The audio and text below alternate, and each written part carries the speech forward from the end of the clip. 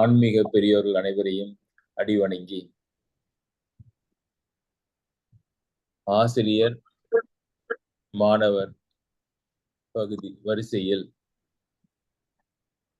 விஸ்வாமித்திரர் ராமர் இருவரையும் சிந்தித்த வண்ணம் இன்று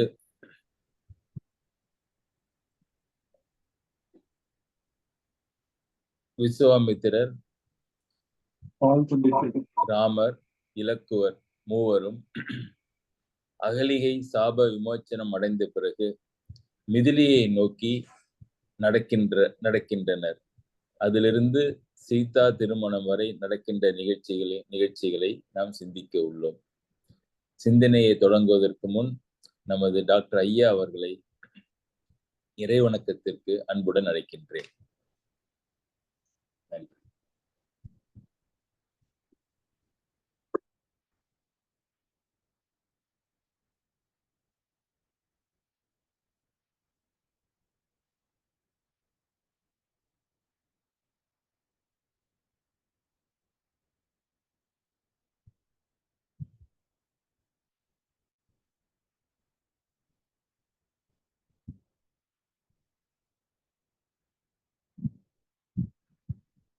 இவங்க மைக் மியூட்டா இருக்கு டாக்டர்.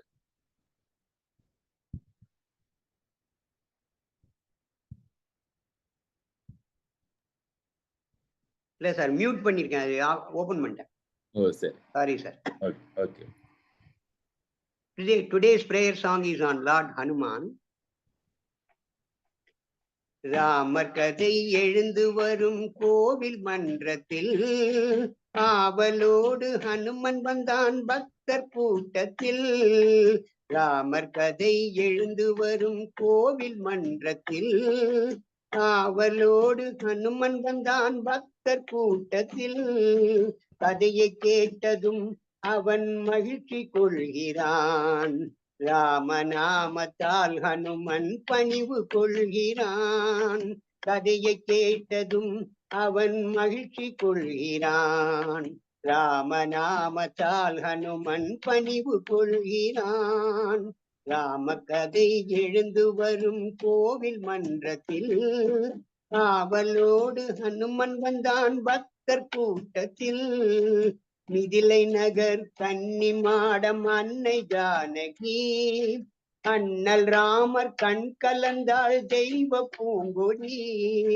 மிதிலை நகர் கன்னி மாடம் அன்னை ஜானகி, அண்ணல் ராமர் கண் கலந்தாள் தெய்வ பூங்கொடி. இல்லை வளைத்ததும் ஹனுமன் துள்ளி குதிக்கிறான். தன்னை மறந்தவன் கதையை எண்ணி கழிக்கிறான். வில்லை வளைத்ததும் ஹனுமன் துள்ளி குதிக்கிறான். தன்னை மறந்தவன் கதையை எண்ணி கழிக்கிறான். ராம கதை எழுந்து வரும் கோவில் மன்றத்தில் ஆவலோடு ஹனுமன் வந்தான் பக்தர் கூட்டத்தில். பூனி வடிவில் விதி சிரிக்க கானக பயணம், நங்கையோடும் தம்பியோடும் ராமனின் பயணம். பூனி வடிவில் விதி சிரிக்க கானக பயணம், நங்கையோடும் தம்பியோடும் ராமனின் பயணம். ஊரும் அழுதது ஹனுமன் கண்ணும் கசிந்தது. தன்னை மறந்தவன் கதையில் நெஞ்சம் கரைந்தது. ஊரும் அழுதது ஹனுமன் கண்ணும் கசிந்தது. தன்னை மறந்தவன் கதையில் நெஞ்சம் கரைந்தது. ராம கதை எழுந்து வரும் கோவில் மன்றத்தில் ஆவலோடு ஹனுமன் வந்தான் பக்தர் கூட்டத்தில். மானை வேண்டி மங்கை நின்றாள் அண்ணன் தேடினான். மாயமானின் சூழ்ச்சியாலே தம்பி ஓடினான். மானை வேண்டி மங்கை நின்றாள் அண்ணன் தேடினான். மாயமானின் சூழ்ச்சியாலே தம்பி ஓடினான். கோட்டை தாண்டினாள் சீதை கேட்டை தாண்டினாள். அரக்கன் செய்கையை கேட்டு ஹனுமன் பொங்கினான். கோட்டை தாண்டினாள் சீதை கேட்டை தாண்டினாள். அரக்கன் செய்கையை கேட்டு ஹனுமன் பொங்கினான். ராம கதை எழுந்து வரும் கோவில் மன்றத்தில் ஆவலோடு ஹனுமன் வந்தான் பக்தர் கூட்டத்தில். மேலை கடலை தாண்டி ஹனுமன் இலங்கை செல்கிறான். அன்னை சீதை இருந்த நிலையை கண்டு வருகிறான். மேலை கடலை தாண்டி ஹனுமன் இலங்கை செல்கிறான். அன்னை சீதை இருந்த நிலையை கண்டு வருகிறான். நினைவில் கொள்கிறான் ஹனுமன், நினைவில் கொள்கிறான். ராம சேவையை எண்ணி பெருமை கொள்கிறான். நினைவு கொள்கிறான் ஹனுமன், நினைவு கொள்கிறான். ராம சேவையை எண்ணி பெருமை கொள்கிறான். ராமர் கதை எழுந்து வரும் கோவில் மன்றத்தில் ஆவலோடு ஹனுமன் வந்தான் பக்தர் கூட்டத்தில். அரக்கர் தம்மை தர்மம் ஓத நீதி வென்றது. ராஜராமன் தலையில் மகுடம் ஏறுகின்றது. அரக்கர் தம்மை தர்மம் ஓத நீதி வென்றது. ராஜராமன் தலையில் மகுடம் ஏறுகின்றது. ஹனுமன் தாங்கினான் அரியணை, ஹனுமன் தாங்கினான். ராமர் காதையில் எங்கள் ஹனுமன் மூழ்கினான். ஹனுமன் தாங்கினான் அரியணை, ஹனுமன் தாங்கினான். ராமர் காதையில் எங்கள் ஹனுமன் மூழ்கினான். ராமர் கதை எழுந்து வரும் கோவில் மன்றத்தில் ஆவலோடு ஹனுமன் வந்தான் பக்தர் கூட்டத்தில். கதையை கேட்டதும் அவன் மகிழ்ச்சி கொள்கிறான். ராமநாமத்தால் ஹனுமன் பணிவு கொள்கிறான். கதையை கேட்டதும் அவன் மகிழ்ச்சி கொள்கிறான். ராமநாமத்தால் ஹனுமன் பணிவு கொள்கிறான். நன்றி சார். மிக மிக நன்றி. அரியணை அனுமன் தாங்க வசிட்டனே புனைந்தான் மௌலி என்று முடியும் ராமகாதை முழுவதையுமாக சுருக்கமாக இனிய நற்றல் கொடுத்தீர்கள். நன்றி ஐயா. நன்றி சார். அடுத்து கவிஞனுக்கு ஒரு புகழாரம்.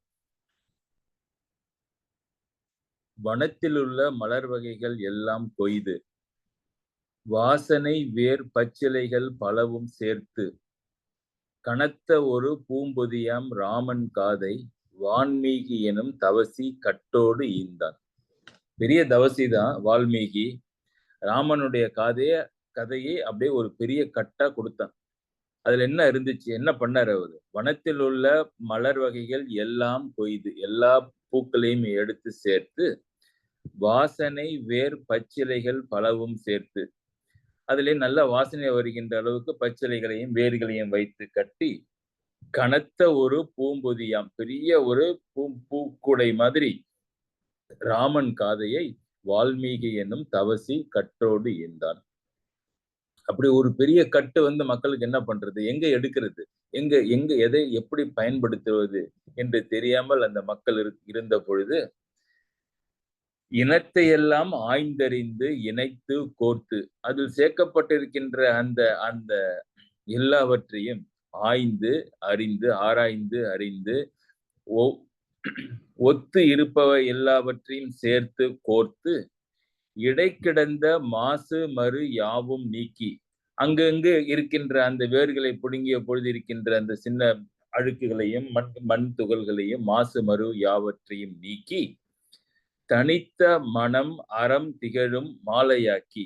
இப்ப அவன் ஒரு கட்டோடு கீரை கட்டா கொடுத்தால ஒரு பூக்கட்டை, இவர் அதை மாலையாக்கி அதிலே நல்ல வாசனையும் நல்ல அறமும் திகழும்படி மாலையாக்கி தரணிக்கே சூட்டி வைத்தான் கம்பன் தானே. இந்த பூமாதேவிக்கு சூட்டி வைத்தான் கம்பன் தானே. வனத்தில் உள்ள மலர் வகைகள் எல்லாம் கொய்து, வாசனை வேர் பச்சிலைகள் பலவும் சேர்த்து, கனத்த ஒரு பூம்பொதியாம் ராமன் காதை வால்மீகி என்னும் தவசி கட்டோடு ஈந்தான். இனத்தையெல்லாம் ஆய்ந்தறிந்து இணைத்து கோர்த்து, இடைக்கிடந்த மாசு மறு யாவும் நீக்கி, தனித்த மனம் அறம் திகழும் மாலையாக்கி தரணிக்கே சூட்டி வைத்தான் கம்பன் தானே. நன்றி. தாடகையை வதம் செய்து முனிவரின் வேள்வியை பூர்த்தி செய்து அகலிகைக்கு அவளுடைய சாபத்தை தீர்த்து கௌதம முனிவருடன் சேர்த்து வைத்த பிறகு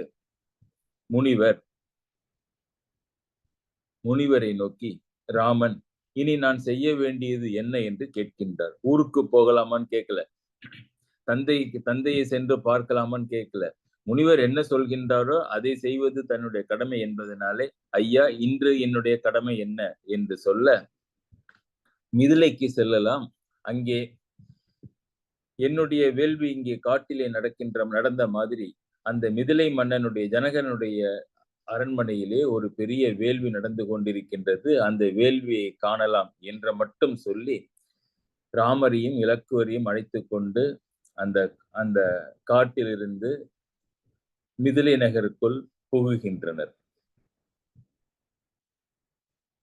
2 பெண்களுடைய நிகழ்ச்சியை பார்த்தாகிவிட்டது, அகலிகையும் அதற்கு முன்னால் தாடகையும். 3வது ஒரு பெண் இருக்கின்றாள் அல்லவா, சீதை. அவள் மிதிலையில் அல்லவா அந்த அரண்மனையிலே அமர்ந்திருக்கின்றாள். அவளை பார்த்து காரியத்தை முடிக்க வேண்டும் என்பதுதான் முனிவருக்கு குறிக்கோள். ஆனால் எப்பொழுது அதை சொல்ல வேண்டுமோ அப்பொழுதுதான் அதை சொல்லுவார். சொன்ன அந்த அவருடைய ஸ்ட்ராட்டஜி பிரகாரம் இப்பொழுது வேள்வியை காணலாம் என்று சொல்லி அந்த 2 பிள்ளைகளையும் அழைத்துக் கொண்டு மிதிலையின் உள்ளே புகுகின்றார்.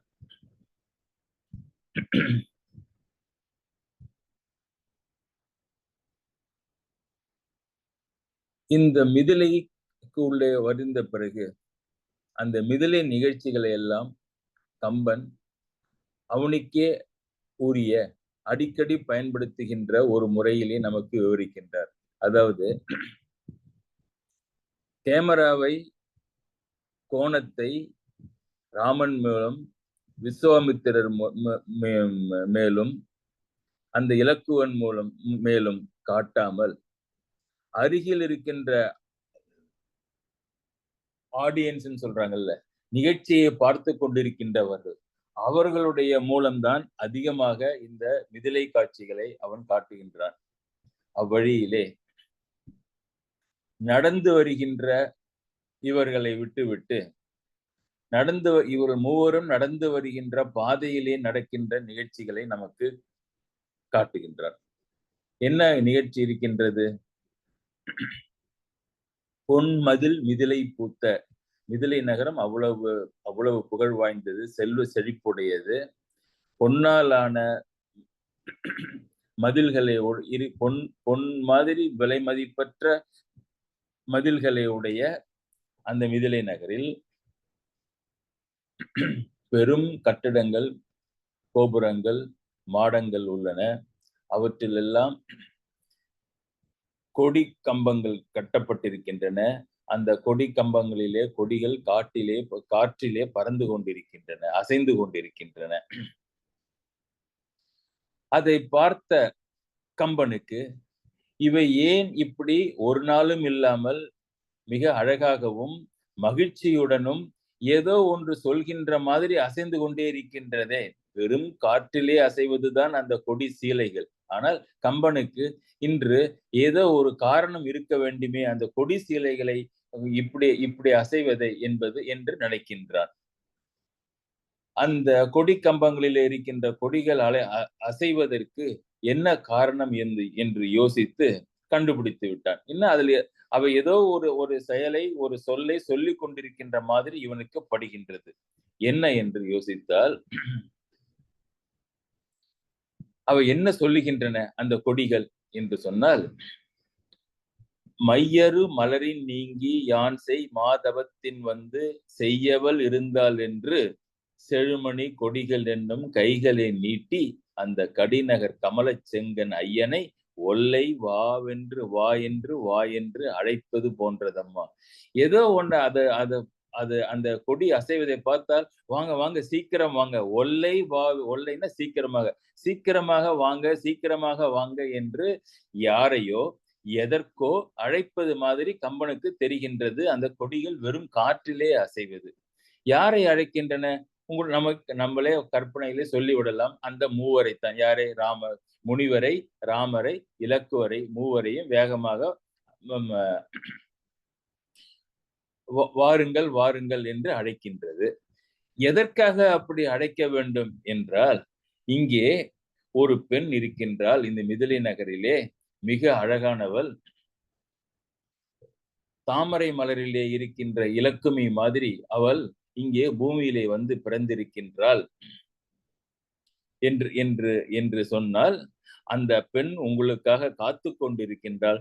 சீக்கிரம் வந்து அவள் கரங்களை பற்றுங்கள் என்று என்று ராமரை சொல்வது மாதிரி அந்த அந்த கொடி திரைகள் அசைகின்றனவாம்.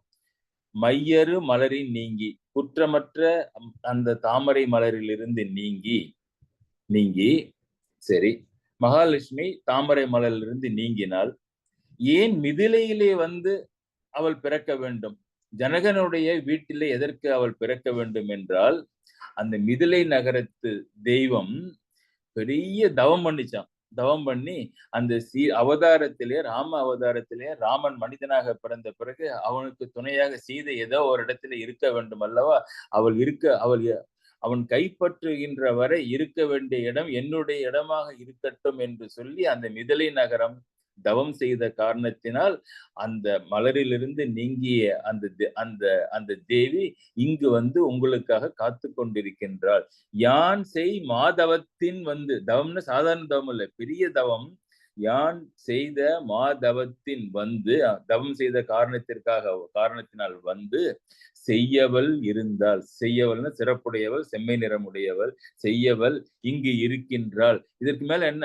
வேகமாக வாங்க, ஒல்லை ஒல்லை ஒல்லை வாவென்று வேகமாக வாங்கள், அவள் தனியாக இங்கு இத்தனை வருஷமாக உங்களுக்காக காத்து கொண்டிருக்கின்றாளே என்று செழுமணி கொடிகள் என்னும் கைகளை நீட்டி, அந்த மரத்திலே கட்டப்பட்ட கொடிகள் எல்லாமே கையை நீட்டி, நம்ம ஒரு மனிதன் வந்து கையை நீட்டி வாங்க வாங்கன்னு சொல்ற மாதிரி அந்த கொடிகள் எல்லாம் கைகளை நீட்டி அந்த கடிநகர் கமல செங்கன் ஐயனை, கமல செங்கன்னா கமலம்னா தாமரை, தாமரை மலர் போன்ற அழகிய சிவந்த கண்களை உடைய ஐயனை ராமனை ஒல்லை வாவென்று அழைப்பது போன்றதம்மா. என்ன அழகு பாருங்க.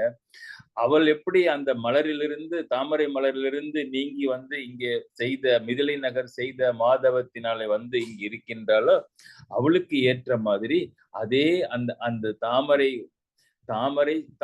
செங்கன் தான் இவனுக்கு பேரே. அந்த தாமரை கமல செங்கன் அந்த ராமன் அவளை பார்ப்பதற்கு தகுதி உடையவன். அதனால்தான் இவருடைய கண்களும் தாமரை மாதிரி சிவந்த கண்கள். கமல செங்கன் ஐயனை நீ வந்து பார்க்கலாம் வா என்று சொல்லி ஒல்லை வாவென்று அழைப்பது போன்றதம்மா. இந்த அவசரம் இருக்கிற காரணத்தினால்தான் ஒரு பெரிய வித்தியாசத்தை கம்பன் தன்னுடைய கதையிலே சொல்லுகின்றார். வால்மீகியினுடைய ராமாயணத்திலே இதே மாதிரிதான் இந்த பொருள்கள் எல்லாம், அந்த கொடிகள் எல்லாம் ராமனை பார்த்து வரவேற்று வேகமாக வாங்கள் வாருங்கள், சீதையை பார்க்கலாம், மனம் முடிக்கலாம் என்று கூப்பிடுவது மாதிரி தெரிய, ஆனால் கடைசியில எப்பொழுது இந்த ராமனும் சீதையும் பார்த்தார்கள் என்றால், நாட்கள் பல சென்று வில்லை உடைத்து திருமணம் நிச்சயிக்கப்பட்டு திருமண நிகழ்ச்சியில் தான் அவர்கள் இருவரும் ஒன்றை ஒருவர் பார்க்கின்றார்கள். இப்படி இந்த கொடிகள் எல்லாம் சேர்ந்து ஒல்லை வாவென்று ராமனை அழைத்து, மையறு மலரின் நீங்கி யான் செய்த மாதவத்தினால் இங்கு இருக்கின்றால் பார்க்கலாம் வாங்க என்று கூப்பிட்ட பிறகு இத்தனை நாட்களாக அதை தள்ளி போடுவதற்கு கம்பனுக்கு இஷ்டம் கிடையாது. இப்பொழுது இன்னும் கொஞ்ச நேரத்திலேயே இவர்கள் பார்த்து விட போகின்றார்கள். கதையினுடைய மிக சுவாரஸ்யமான கட்டமும் அதிலே வருகின்றது. இப்படி இயற்கையாக நடக்கின்ற ஒன்றை பார்த்து கம்பனை போன்ற சிறந்த அறிஞர்கள் தற்குறிப்பு ஏற்றணி, தங்களுடைய குறிப்பை அந்த செயலிலே காற்று அடிக்கின்றது, கம்பத்திலே இருக்கின்ற கொடிகள் அசைகின்றன என்பதற்கு ஒரு சிறந்த காரணத்தை கூட்டி நம்மை மாதிரி படிப்பவர்கள் எல்லோருக்கும் ஒரு இன்பத்தை தருவது என்பது அது கவியினுடைய அழகு. கம்பன் மாத்திரமல்ல, எல்லோரும் இதை செய்கின்றார்கள். இதே மாதிரி ஒரு நிகழ்ச்சி மகாபாரதத்திலே திரௌபதிக்கு சுயம்வரம் நடக்க இருக்கின்றது. அந்த நகருக்கு ஐவரும் வருகின்றார்கள். சுயம்பரத்திலே அர்ஜுனன் வென்று பின்பு ஐவரும் சேர்ந்து திரௌபதியை மணக்கப் போகின்றார்கள். அங்கேயும் இந்த கம்பங்கள், நகரிலே கம்பங்கள் இருக்கின்றன, கம்பங்களிலே கொடிகள் இருக்கின்றன, கொடிகள் காற்றிலே அசைகின்றன. அதற்கு வில்லிபுத்தூர் ஆழ்வார் என்ன சொல்கின்றார் பாருங்க, அந்த அசைவதை பார்த்துவிட்டு. ஆதி பருவம் திரௌபதி மாலையிட்ட சருக்கம். குழைப்புறம் கடந்த செங்கன் குறுநகை கொவ்வை செவ்வாய் இழைப்பொலி முளையினாளுக்கு இற்றை நாள் வதுவை என்று. வதுவைனா சுயம்பரம். இன்னைக்கு சுயம்பரம். இற்றை நாள் வதுவை என்று மழைப்புற மாடம் ஏறி வருணரை மலர்கை காட்டி அழைப்பன போன்று வீதி அணிகொடி ஆடையெல்லாம். ஆடைனா கொடிகள். அந்த வீதியிலே இருக்கின்ற அந்த கொடிகள் எல்லாம் அழைப்பன போன்று அந்த ஐவரையும் அழைக்கின்ற மாதிரி இருக்கின்றதாம். என்ன, எப்படி அழைக்கின்றன? குழைப்புறம் கடந்த செங்கன். குழைப்புறம் கடந்த செங்கன். கண்ணுக்கு என்ன ஒரு உதாரணங்கள் கொடுக்குறாங்க பாருங்க. குழைனா காதிலே அணியப்பட்டிருக்கின்ற ஒரு அணிகலன், ஒரு அணிகலன்.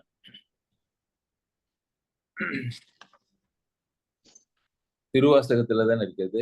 காதார் குழையாட பைம்பூன் கலனாட கோதை குழலாட வண்டின் குழாமாட. காதிலே இருக்கின்ற குழைகள் ஆட. அந்த அந்த குழை, காதிலே இருக்கின்ற குழை, குழை புறம் கடந்த செங்கன். அந்த திரௌபதியினுடைய கண்ணு அவ்வளவு நீட்டா இருக்குமா.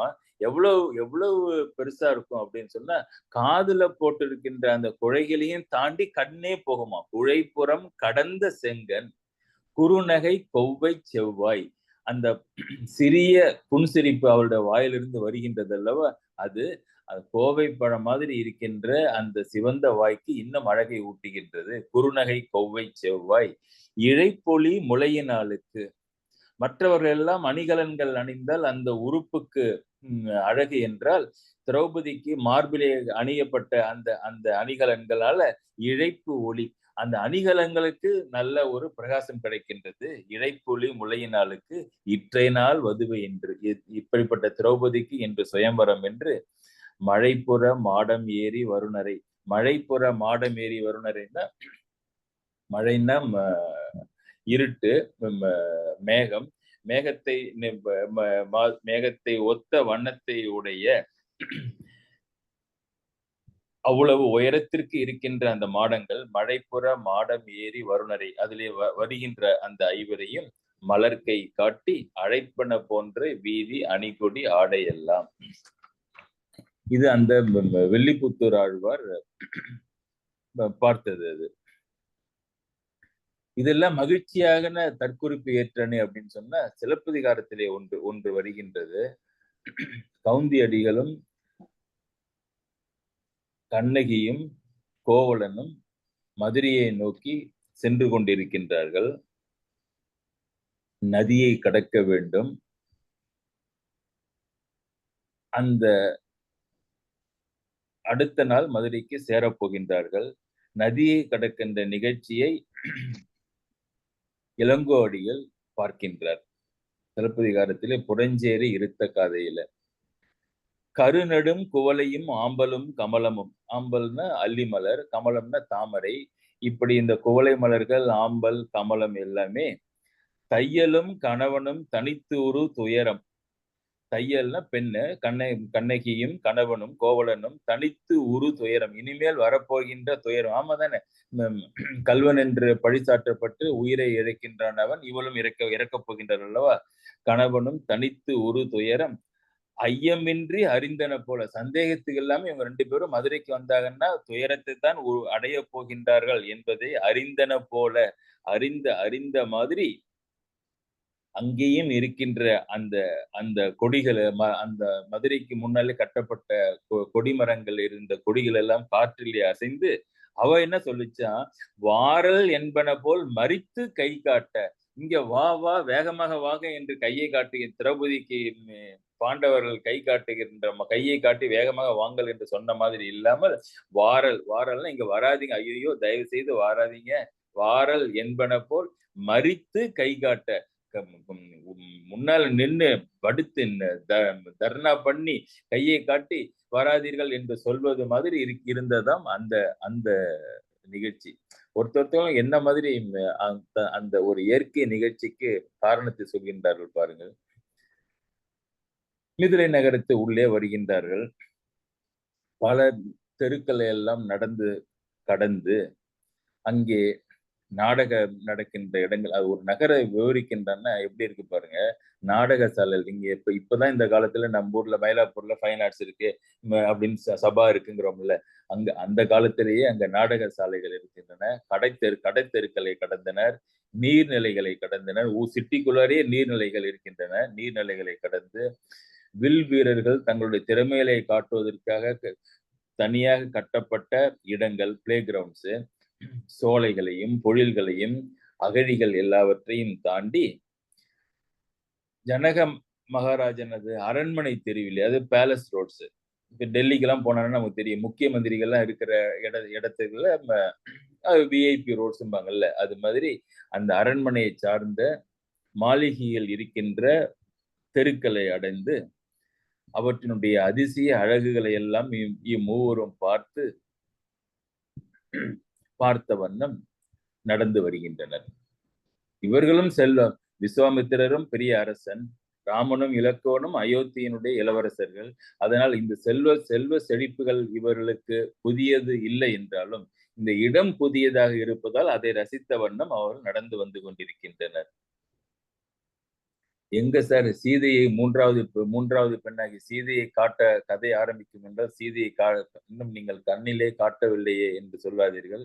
அந்த இடத்திலே கன்னி மாடம் என்றால் கன்னி பெண்கள் இருப்பதற்காக வீடுகளிலே இருக்கின்ற ஒரு தனிப்பட்ட பகுதி. கன்னி மாடத்திலே சீதை இருப்பதை கம்பன் முதலாக நமக்கு காட்டுகின்றான். ராமனுக்கு காட்டல, நமக்கு காட்டுகின்றான். முதல் பாட்டே பாருங்க. இந்த இனிமேல் நடக்கின்ற இந்த நிகழ்ச்சிகள் எல்லாவற்றிலும் ராமன் எப்படி சீதையினுடைய அழகிலே மயங்கி தன்னை இழக்கின்றானோ அதே மாதிரி நம்முடைய வேலையும் இந்த சீதையை அவருடைய நலன்களையும் குணங்களையும் அழகையும் பார்த்து நம்மை இழப்பதுதான் நமக்கும் இங்கே வேலை. இன்னும் அடுத்த சில வாரங்களுக்கு அப்படி ஒரு படம் பிடித்து காட்டுகின்றான் கம்பன் அவளை. கன்னி மாடத்திலே சீதை இருக்கின்றால் பொன்னின் ஜோதி போதின் இன் நாற்றம் பொலிவே போல் தென் உன் தேனின் தீஞ்சுவை செஞ்சொல் கவி இன்பம். 4 உதாரணங்களை இங்கு சீதைக்கு காட்டுகின்றான்.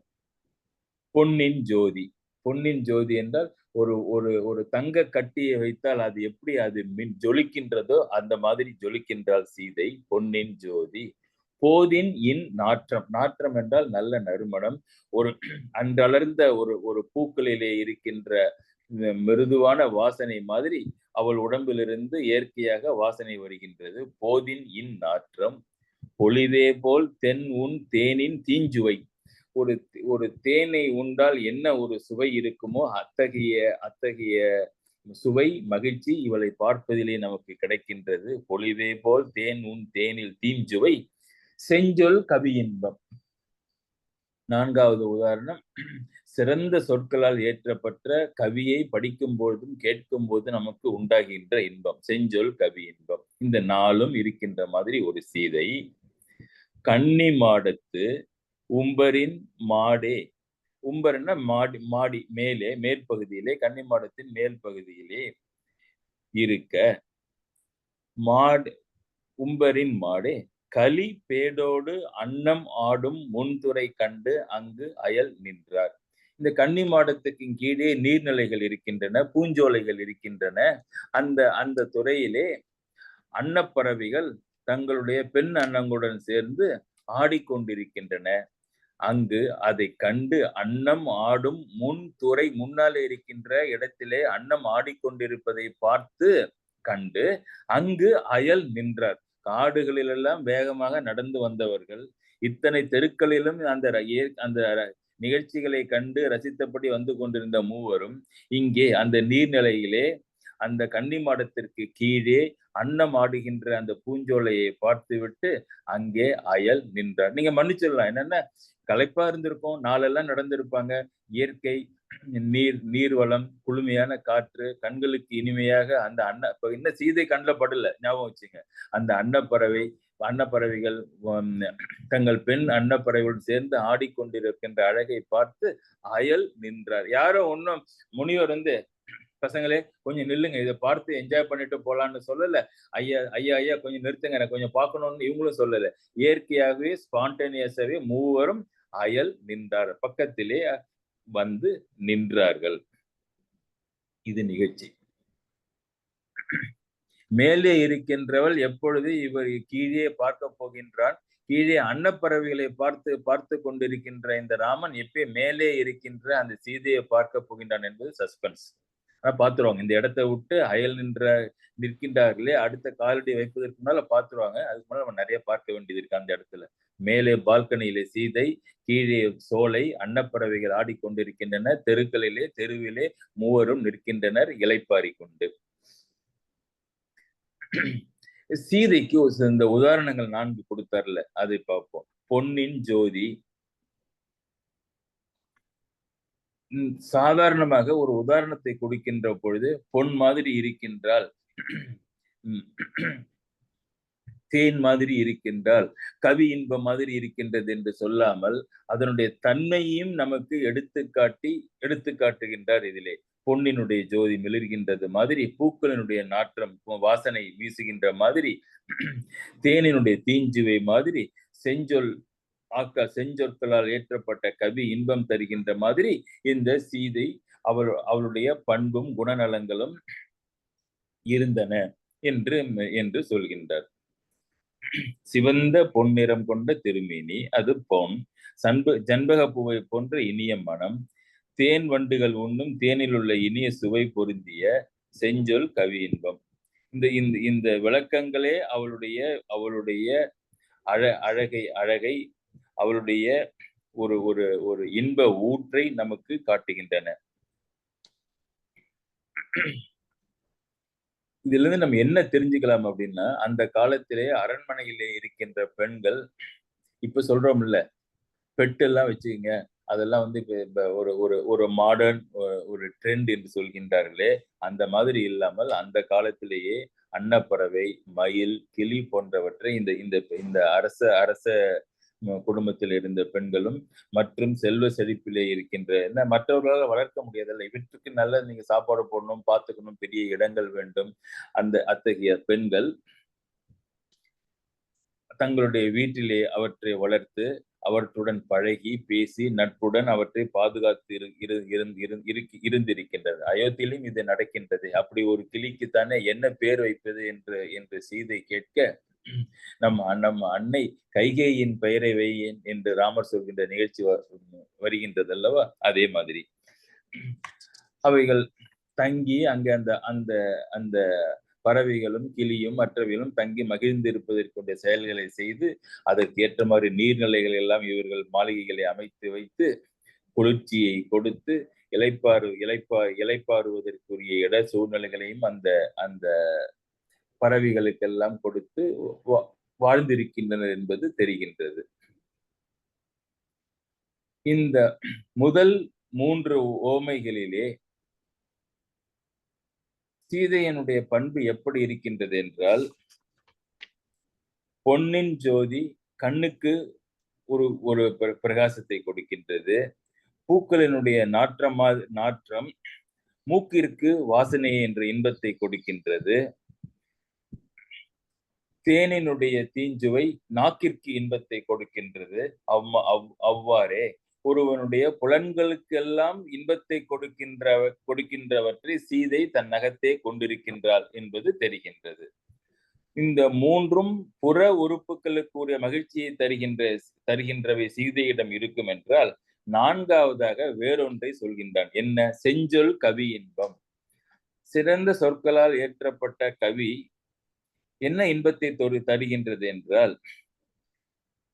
கேட்கும் பொழுது செவிக்கும், உணரும் கால் அதனை சிந்தனை செய்கின்ற பொழுது நம்முடைய மனதிற்கும் அறிவுக்கும் இன்பத்தை தருகின்ற மாதிரி சீதை ஒருவனுடைய அறிவுக்கும் உணர்வுக்கும் இன்பத்தை தருகின்ற அளவுக்கு உயர்ந்து விளங்கி இருக்கின்றாள் என்பதனால செஞ்சொல் கவி இன்பமும் அவளிடம் இருக்கின்றது என்றும் அப்ப ராமபிரானுக்கு சேர இருக்கின்ற அந்த சீதைக்கு ஐம்புலன்களுக்கு இருக்கின்ற மகிழ்ச்சியை கொடுப்பதும் அல்லாமல் ஆறாவது அறிவுக்கும் உள்ள பேரின்பத்திற்கும் ஒரு நிலையமாக சீதை இருக்கின்றாள் என்பதனாலே மொத்தத்திலே அவளை பெண் அமுதம் என்றும் கன்னி மாடத்திலே இருக்கின்ற பெண் அமுதம் என்று சொல்கின்றார்.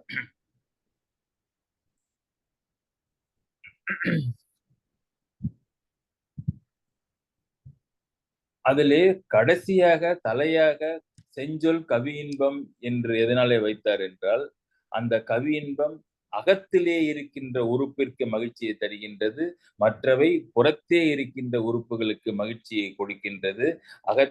புறத்தை விட அகத்தே ஏற்படுகின்ற மகிழ்ச்சி சிறப்புடையது. அது இல்லாமல் இந்த புவி இன்பங்கள் எல்லாவற்றிலும் தமிழர்களுக்கு கவி இன்பமே சிறப்புடையதாக கருதப்பட்டதால் தான் நமக்கு இத்தனை ஆயிரக்கணக்கான இலக்கியங்களும் கவிகளும் நமக்கு கிடைக்கப்பெற்றன என்பதனாலே அந்த கவி இன்பமே தலை சிறந்தது என்று கம்பன் கருதி இருக்கின்றார்.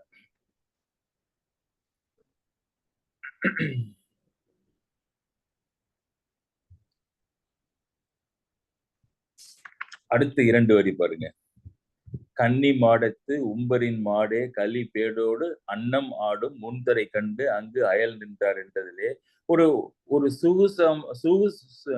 ஒரு இம்ப்ளைடு ஒரு பாயிண்ட் ஒண்ணு இருக்கு. என்னன்னா, அந்த பெண் அன்னப்பறவைகள் தங்கள் பெண் அன்னங்களுடன் ஆடுவதை பார்க்கின்றனர் என்றால் இங்கும் அப்படிதான் நடக்கப் போகின்றது. இந்த சிறப்புடைய இந்த பெண்ணும் தனக்குரிய ஆணுடன் சேர்ந்து களிநடம் புரிய இருக்கின்றாள் என்பதை நமக்கு குறிப்பாக சொல்லுகின்றார். முதல் காட்சி இதிலே பால்கனி காட்சி. இப்படி தனித்தனியாக 4 ஓமைகளை சொன்னவன் பொன்னினுடைய ஜோதி, போதின் இன்னாற்றம், தேனினுடைய தீஞ்சுவை, செஞ்சொல் கவி இன்பம் என்றெல்லாம் அப்டிராக்டா சொல்றீங்களா ஐயா, எங்களுக்கு அது அவ்வளவா புரியல. மொத்தத்துக்கு ஒரு ஓமையை சொல்லி சீதை இவ்வளவு சிறப்புடையவள், அழகுடையவள், இன்பமுடையவள்னு சொன்னா எங்களுக்கு எளிமையாக புரியும் அல்லவா? அப்படி சொல்லுங்களா உங்க பாட்டை, அடுத்த பாட்டையாவது என்று கேட்க கம்பன் பார்த்தான். ஒரு ஓமையிலே சீதையை சொல்லலாம் என்று தலையாட்டி விட்டு எழுத ஆரம்பித்தான். என்ன எழுதினான் பாருங்க கடைசியில, செப்புங்காலை. நீங்கள் அப்படி சொல்றீங்கல்ல, சரி நான் சொல்ல முயற்சி செய்கின்றேன் என்று செப்புங்காலை செங்கமலத்தோன் முதல் யாரும் ஒப்பு என்பாலும் கொண்டு ஓமைப்பார் ஓமைக்கும் அப்பெண்தானே ஆயின் போது இங்கு அயல் வேறு ஓர் ஒப்பு எங்கே கொண்டு எவ்வகை நாடி உரை செய்வேன். நானும் பார்த்தேன் சீதையினுடைய அந்த உருவத்தை, ஒரு இமேஜை, ஒரு ஸ்கேன் காப்பி எடுத்துக்கிட்டு உலகமெல்லாம் அலைகின்றேன்.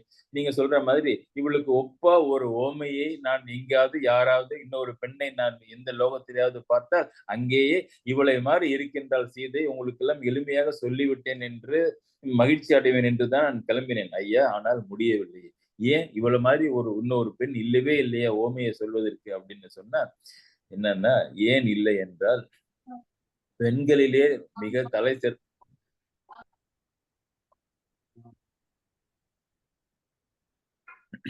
பெண்களிலே அழகிலும் பண்புகளிலும் தலை சிறந்தவளாக கருதப்படுகின்ற இந்த மகாலட்சுமி தான் இப்பொழுது இந்த மிதிலையிலே ஒரு பெண்ணாக சீதையாக உருவெடுத்து வந்திருக்கின்றாள் என்றால் எதற்கும் ஓமையாக காட்டப்படுகின்ற பெண் இவளே என்று இருக்கும் பொழுது இப்பெண்ணுக்கு ஓமையாக நான் எதை போய் காட்டப் போகின்றேன் என்று தன்னுடைய முயற்சியிலே தளர்கின்றான். செப்புங்காலை சொன்னா செங்கமலத்தோன் முதல் யாரும் ஒப்ப என்பாலும் 8 திசைகளிலும் கொண்டு, செங்கமலத்தோன்னா தாமரை மலரிலே இருக்கின்றவன் பிரம்மா.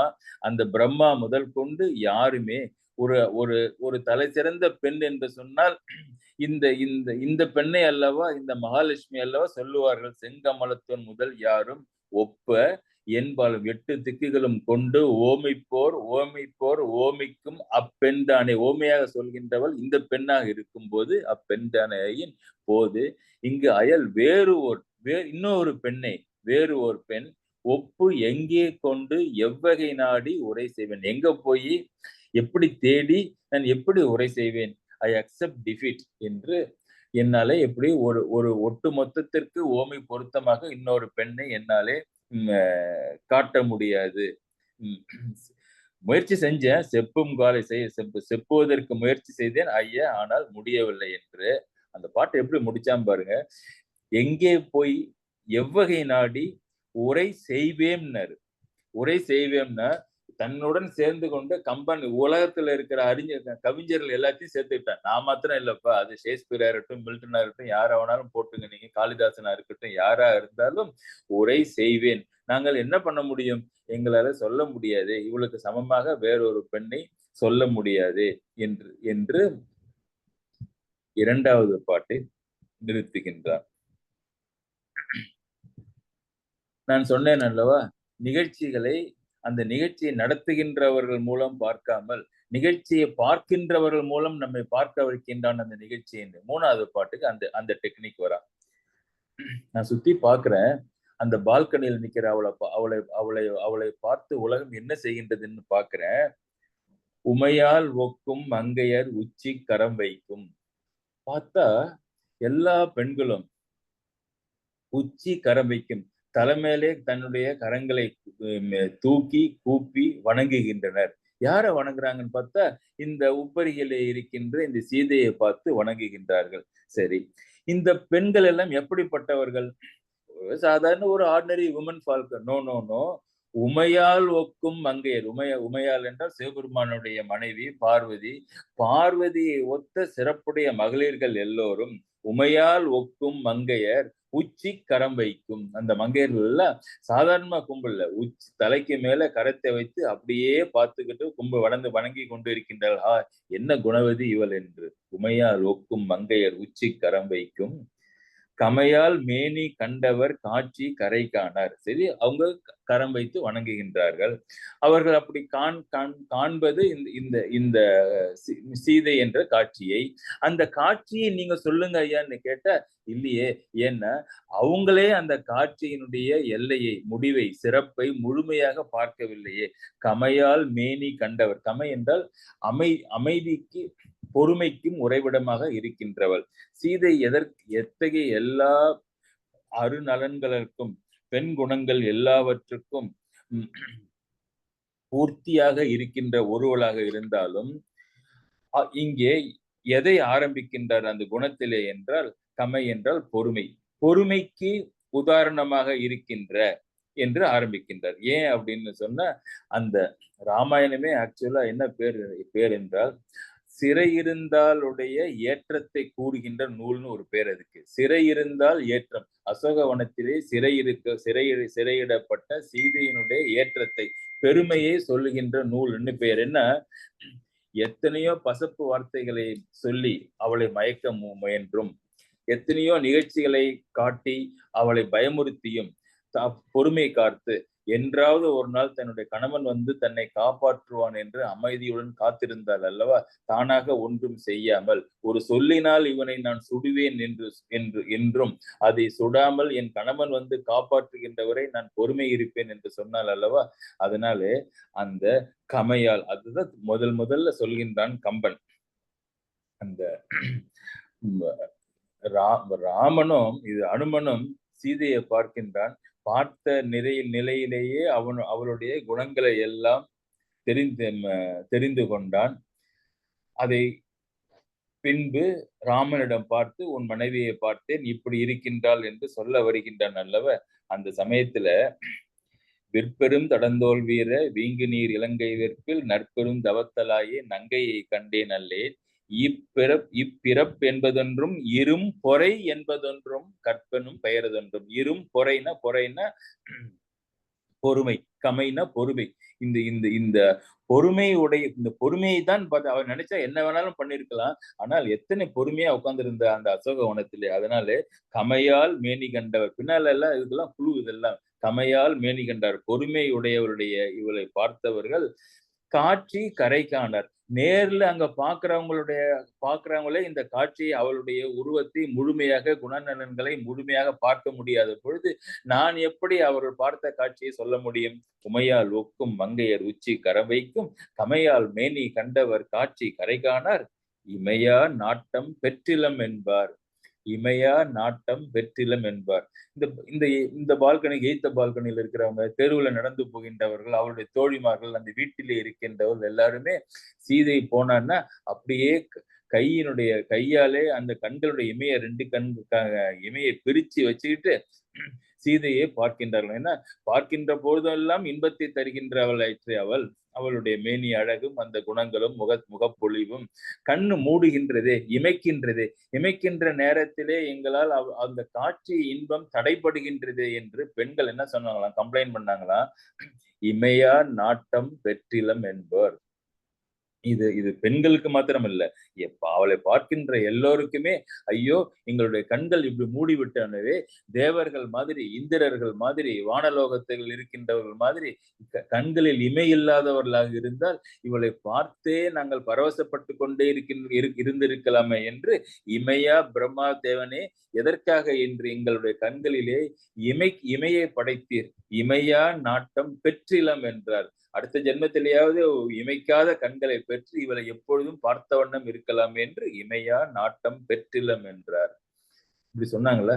மேல இந்த தேவர்கள் எல்லாம் இவளை பார்த்து, பால்கனியில் இருக்கின்றவளை பார்த்து கொண்டிருந்தார்கள். அது காதுல விழுந்தது அவங்களுக்கு. அவங்க என்ன சொன்னாங்கன்னா, கரெக்ட் தான், எங்களுக்கெல்லாம் இமையா கண்கள் தான் இருக்கின்றன, ஆனாலும் என்ன பயன், இரு கண்ணால் அமையாது என்றார். இவளை பார்ப்பதற்கு ஒரு 1000 கண்கள் இருந்தால் கூட காட்சி கரை காணாருன்னு சொல்லுவான் கம்பன். எங்களுக்கு இருப்பதோ 2 கண்கள். 2 கண்களை வைத்துக் கொண்டு அது இமையாத கண்களாக இருந்தாலும் எந்த அளவுக்கு பார்க்க முடியும்? அதனால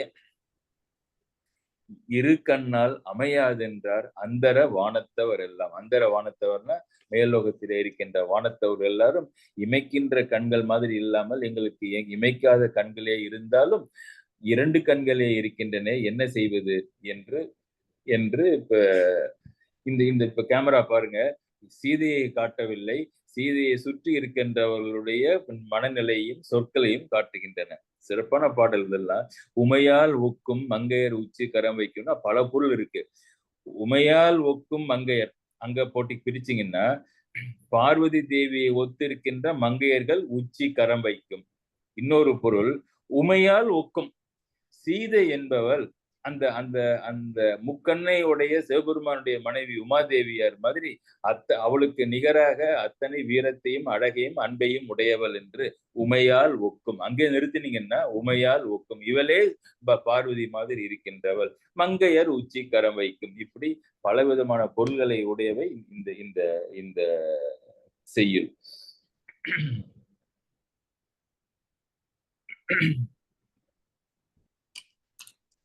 ஒரு பெண், இவளை மாதிரி ஒரு பெண்ணை இனிமேல் எங்கேயும் உலகத்திலே இல்லை, தேடி பிடித்து வந்து விட்டோம், யாராலும் கண்டுபிடிக்க முடியவில்லை என்று சொன்னீர்களே, அதற்கு ஒரு வழி சொன்னார்கள் எல்லாரும் கம்பனிடம். ஏன் நீங்க போய் பிரம்மதேவனை சென்று இவளை மாதிரி இன்னொரு பெண்ணை உருவாக்கி கொடுங்களேன் என்று கேட்கலாமே. ஓ, தாராளமாக கேட்கலாமேங்கிறான் கம்பன்.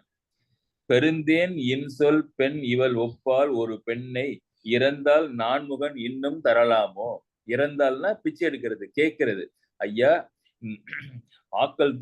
ஆக்குதல் தொழிலுக்கு செய்கின்ற இறைவனே, நான்முகனே, இவளை மாதிரி ஒரு பெண்ணை தயவு இறந்தால்னா பிச்சை எடுக்க, தன் நிலையிலிருந்து தாழ்ந்து கைகளை தூக்கி ஏக்கத்துடன் ஒன்றை கேட்பதுதான் இறத்தல். அந்த அந்த இந்த பெருந்தேன் இன்சொல் பெண் இவள் ஒப்பாள். இன்சொல் இனிமையான சொல்லிலே தேனை மாதிரி இனிமையுடையவள். பெருந்தேன் இன்சொல் பெண் ஒரு பெண், இவள் ஒப்பால் ஒரு பெண்ணை, இவளே மாதிரி ஒரு பெண்ணை உலகத்தில் இருந்தால் நான்முகனே நீ தரலாமே, ஏன் எங்கள் மேல் கருணை கொண்டு நீ தரலாமே அப்படின்னா நான்முகன் கையை தூக்கிட்டாரு. இவளை மாதிரி வேற ஒரு பெண்ணை, நல்ல பெண்ணை கொடுங்கள் என்றால் நான் படைத்து கொடுப்பேன், ஆனால் இவளை ஒப்பால் ஒரு பெண்ணை இன்னும் தரலாமா என்றால் தர முடியாதுங்க. ஏன் அப்படி தர முடியாதுங்கிறாரு? அவர் தானே படைச்சவர், படைப்பு தொழிலுக்கு அதிபதி, ஏன் தர முடியாது அப்படின்னா இந்த சீதையே பிரம்மா படைக்கலையே. இது அந்த அந்த தேவர்களும் அசுரர்களும் பார்க்கடலை கடைய, மந்தார மலையை வைத்துக் கொண்டு கடைய, அதிலிருந்து எழுந்தவள் அல்லவா Sita.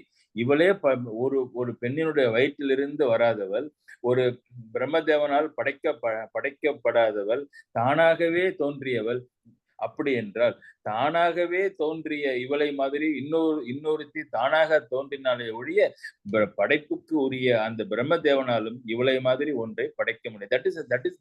If that is happen, it will happen spontaneously, not by my efforts என்றாரு Brahma. சரி, பெருந்தேன் இன்சொல் பெண் இவள் ஒப்பால் ஒரு பெண்ணை இறந்தால் கேட்டால் தரலாமன்னா நான்முகன் இன்னும் தரலாமோ? தர முடியாது. அருந்த அந்த தேவர் அமுது என்னும் மருந்தே அல்லாது என் இனி நல்கும் மணியாழி. சரி, இப்ப ஒரு கதை சொன்னீங்களே பார்க்கடல், அந்த பார்க்கடலை கடைஞ்சதானே இவ வந்தாள் அப்படின்னு. அதனால திருப்பியும் போயிட்டு அந்த பார்க்கடலில் எல்லாரும் சேர்ந்து கடைவோம், மந்தார மலையை வைத்து கடைவோம். அப்ப இன்னொரு பெண் சீதை உருவாக மாட்டாள் அப்படின்னா கிடையாது, அதுவும் உண்டாகாதுன்னா. ஏன் அப்படின்னா அந்த அந்த சாவா மருந்து என்று அழைக்கப்படும் அந்த அமுதம் வேண்டும் என்றால் 2வது முறை அந்த பார்க்கடலிலிருந்து கிடைக்குமே ஒழிய என் இனி நல்கும் மணியாழி. மணியாழி என்றால் அந்த ஆழி, அந்த கடல், அந்த பார்க்கடல் இன்னொரு தடவை எப்படி கொடுக்கும்? அது ஒன்னே ஒண்ணுதான் இருந்தது சீதை, அவள் அங்கிருந்து வந்து விட்டாள். வேற மற்ற எது கொடுத்தாலும் கொடுக்குமே ஒழிய இவளை அந்த அந்த பார்க்கடலும் கொடுக்க முடியாது, திருப்பார்க்கடலும் கொடுக்க இயலாது என்றாகிவிட்டது. இப்ப கம்பன் அப்படியே அந்த கேமராவை அந்த கன்னி மாடத்திலே நிற்கின்ற சீதை மேலே போக்கஸ் பண்றான். அங்க என்ன நடக்குது? கொல்லும் வேலும் கூற்றமும் என்னும் இவையெல்லாம் வெல்லும் வெல்லும் என்ன மதர்க்கும் விழி கொண்டார். அப்படியே முகத்தை காட்டுறான். முகத்திலே இருக்கின்ற அந்த கண்களை காட்டுகின்றான், போக்கஸ் பண்றான். அந்த கண்கள் என்ன சொல்லுது அப்படின்னு சொன்னா, வெல்லும் வெல்லும் என்ன மதர்க்கும் வெளி கொண்டால்.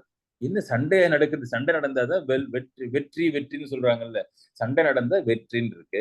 இங்கே அந்த அந்த வெற்றியினாலே வருகின்ற அந்த களிப்பு, அந்த அந்த திமிருன்னு சொல்றாங்கல்ல, மதர்க்கும் அவளுடைய முகத்திலே 2 கண்கள் என்ன சொல்லிட்டு இருக்குன்னா, வெல்லும் வெல்லும் என்ன மதர்க்கும் விழி கொண்டால். நல்ல ஒரு சாந்தமான ஒரு பெண்ணினுடைய முகத்திலே இருக்கின்ற விழிகள் எதற்கு வெல்லும் வெல்லும் என்று மதர்க்கணும் அப்படின்னா, முதல் வரி நம்ம 2வது வரியில இருக்கோம். முதல் வரி சொன்னா புரியும். முதல் வரி என்ன?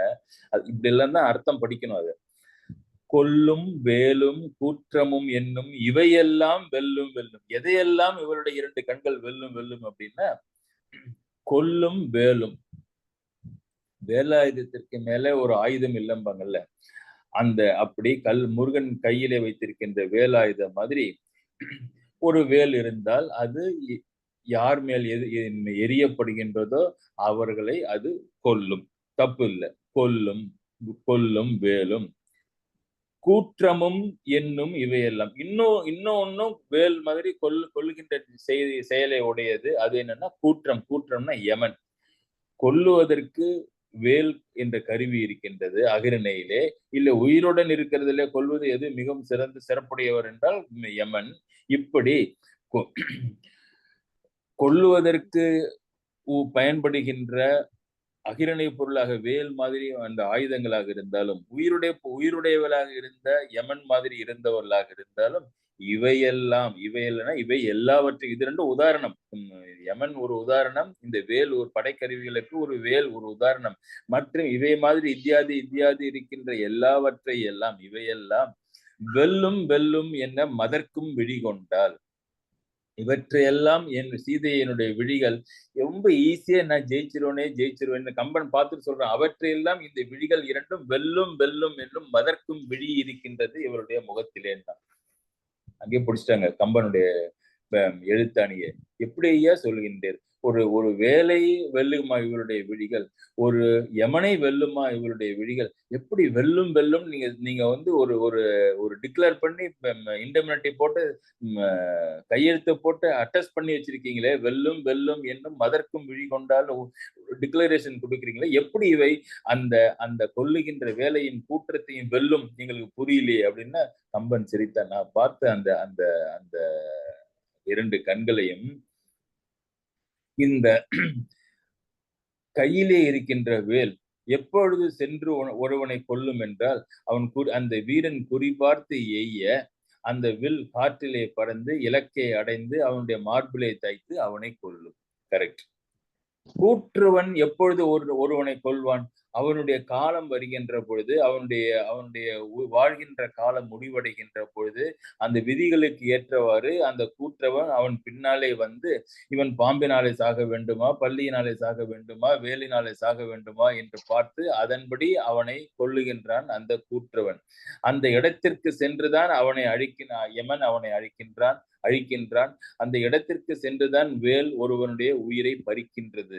ஆனால் என் பிராட்டியாருடைய சீதையனுடைய கண்களிலே முகத்திலே இருக்கின்ற இந்த கண்கள் இரண்டும் என்ன பண்ணுதான், ஒருவனை கொல்வதற்காக அங்கே சென்று அந்த செயலை செய்ய வேண்டியதில்லை.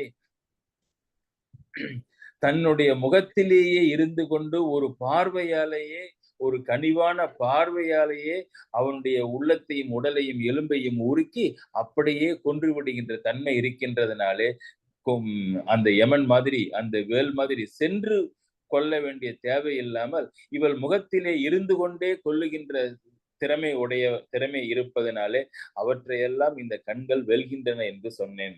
கொல்லும் வேலும் கூற்றமும் இன்னும் இவையெல்லாம் வெல்லும் வெல்லும் என்ன மதர்க்கும் விழி கொண்டால் சொல்லும் தன்மைத்து அன்று.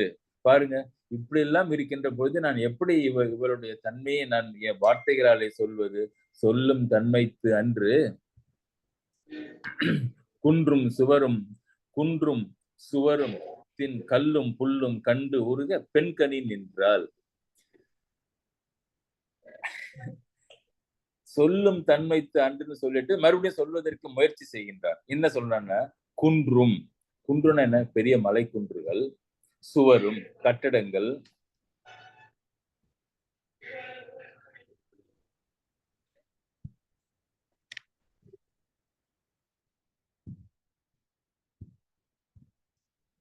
கொஞ்சம் மியூட், யாராவது பேச இல்லை என்றால் கொஞ்சம் அவங்களுடைய மைக்கை மியூட் செஞ்சீங்க.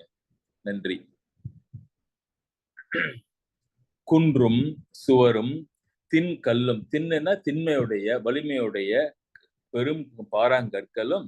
சரி, இந்த பாறாங்கற்கள் தான் உருகும்னா இல்ல மென்மையாக இருக்கின்ற புல்லும், அந்த பூங்காவிலே சோலையிலே இருக்கின்ற புல் செடிகளும் கொடிகளும் அவ கூட சீதையை பார்த்து உருகும்படி பெண்கனி நின்றாள். ஏதோ ஆண்கள் பார்த்தான் உருகுவார்கள், பெண்கள் பார்த்துதான் உருகுவார்கள், வானத்திலே இருக்கின்ற அந்தரத்திலே இருக்கின்ற தேவர்கள் பார்த்துதான் உருகுவார்கள் என்று இல்லை.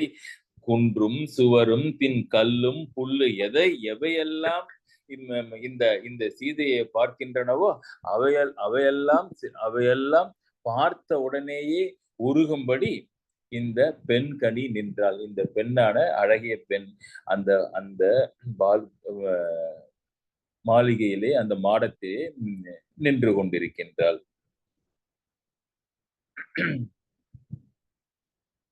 மாடத்திலே நிற்கின்ற இந்த கன்னி பெண் அணிகலன்கள் அணிந்து கொண்டிருக்கின்றார். இது ஒரு பெரிய பிரச்சனை கம்பனுக்கு.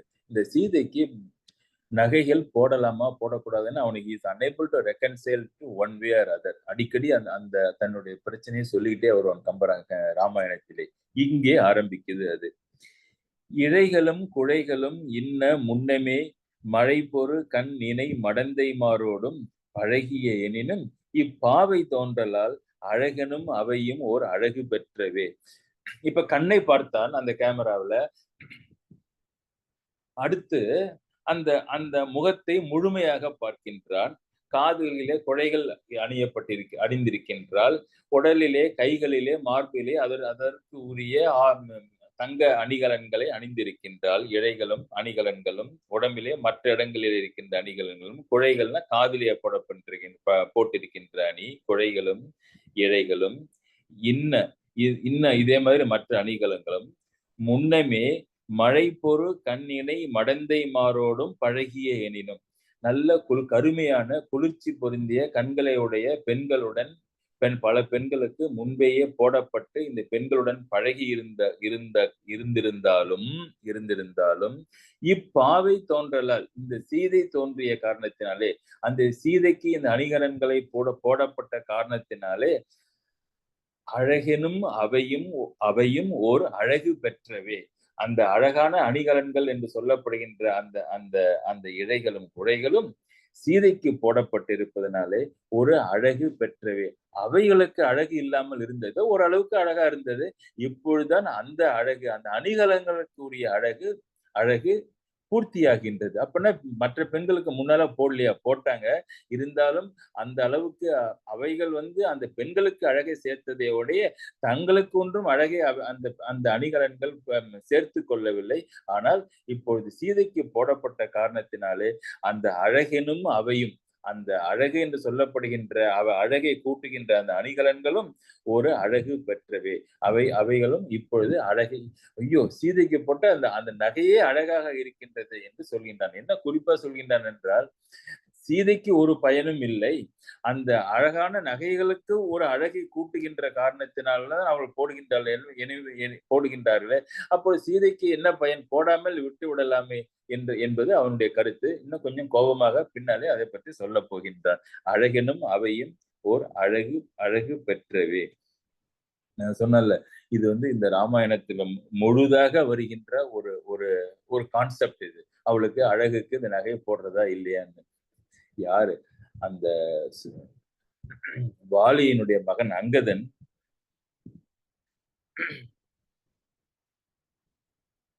தூது செல்கின்றான். சண்டை நாளை ஆரம்பிக்க போகின்றது. ஐயா, கடைசியா என்னுடைய தலைவன் கேட்கின்றான், சீதையை விட்டுடு, நீ உயிர் பழிச்சுக்கொன்னு சொல்கின்றான் ராமன். அங்கதன் செல்கின்றான், அவனை பார்க்கின்றான், ராவணனை பார்க்கின்றான். பார்க்கின்ற பொழுது அவன் மனதிலே ஓடுகின்ற ஒரு ஒரு ஒரு நிகழ்ச்சி. என்ன நிகழ்ச்சின்னா, அணி பறித்து அழகு செய்யும் அணங்கின் மேல் வைத்த ஆசை பிணி பறித்து இவனை முடிப்பவர் யாவர். ராவணனை பார்த்துட்டு, இவ்வளவு பெரிய வீரனாக இருக்கின்றானே, எம்பெருமானை தவிர வேறு யாராலும் இவனை அழிக்க முடியாது என்று அவனுடைய மனதிலே தோற்கின்றது. இவனை முடிப்பவர் யாவர்? இவனுடைய ஆயுளை முடிக்கின்றவன் என்னுடைய தலைவன் ஒருவனே என்று நினைக்கின்றான். அதற்கு என்ன வார்த்தை பண்றான் பாருங்க. அந்த சீதைக்கு அணி பறித்து அழகு செய்யும் அணங்கின் மேல் வைத்த ஆசை பிணி பறித்து இவனை முடிப்பவர் யாவர். அணி பறித்துனா உடம்புல அணிகலன்கள் நம்ம போட்டிருக்கிறோம். சீதை போட்டிருக்கின்றால் கழுத்துல, காதுல, கைகளிலே, கால்களெல்லாம். அந்த அணிகலன்கள் ஒன்றை ஒன்றாக பறித்து வெளியிலே அவளை உடம்பை விட்டு எடுத்து விட்டால் என்ன ஆகுதா? அவளுடைய அழகு இன்னும் அழகாக ஆகின்றதா. அழகு செய்வதற்கு சீதைக்கு யாராவது அழகு செய்யணும்னு சொன்னா மேக்கப் போடுறவங்க. அது ஒரு கம்பனுக்கு பிடிக்காத ஒரு கேங் இந்த கதையில. இந்த சீதைக்கு மேக்கப் போடுறவங்க பார்த்தாலே அவன் கோவப்படுறான். அப்படி ஏன் அப்படின்னா அதுக்கு ஒரு ரீசன் இந்த யுத்த காண்டத்துல வருது. அணி பறித்து அழகு செய்யும் அணங்கின் மேல். அணியை அவருடைய உடம்பிலிருந்து எடுத்து விட்டால் அது அழகு செய்கின்ற நிகழ்ச்சி அல்லவா?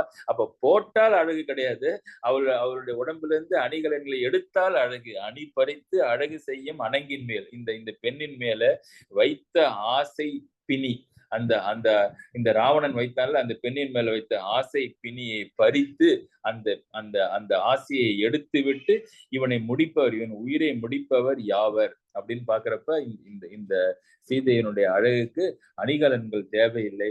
இன்ஃபேக்ட் இந்த அணிகலன்கள் எடுத்தால்தான் அவளுடைய அழகு இன்னும் அதிகமாகின்றது என்பது கம்பனுடைய ஒரு அழகினுடைய லைஃப். அது அணியிலா கவிதை அழகில்லாத மாதிரி நம்ம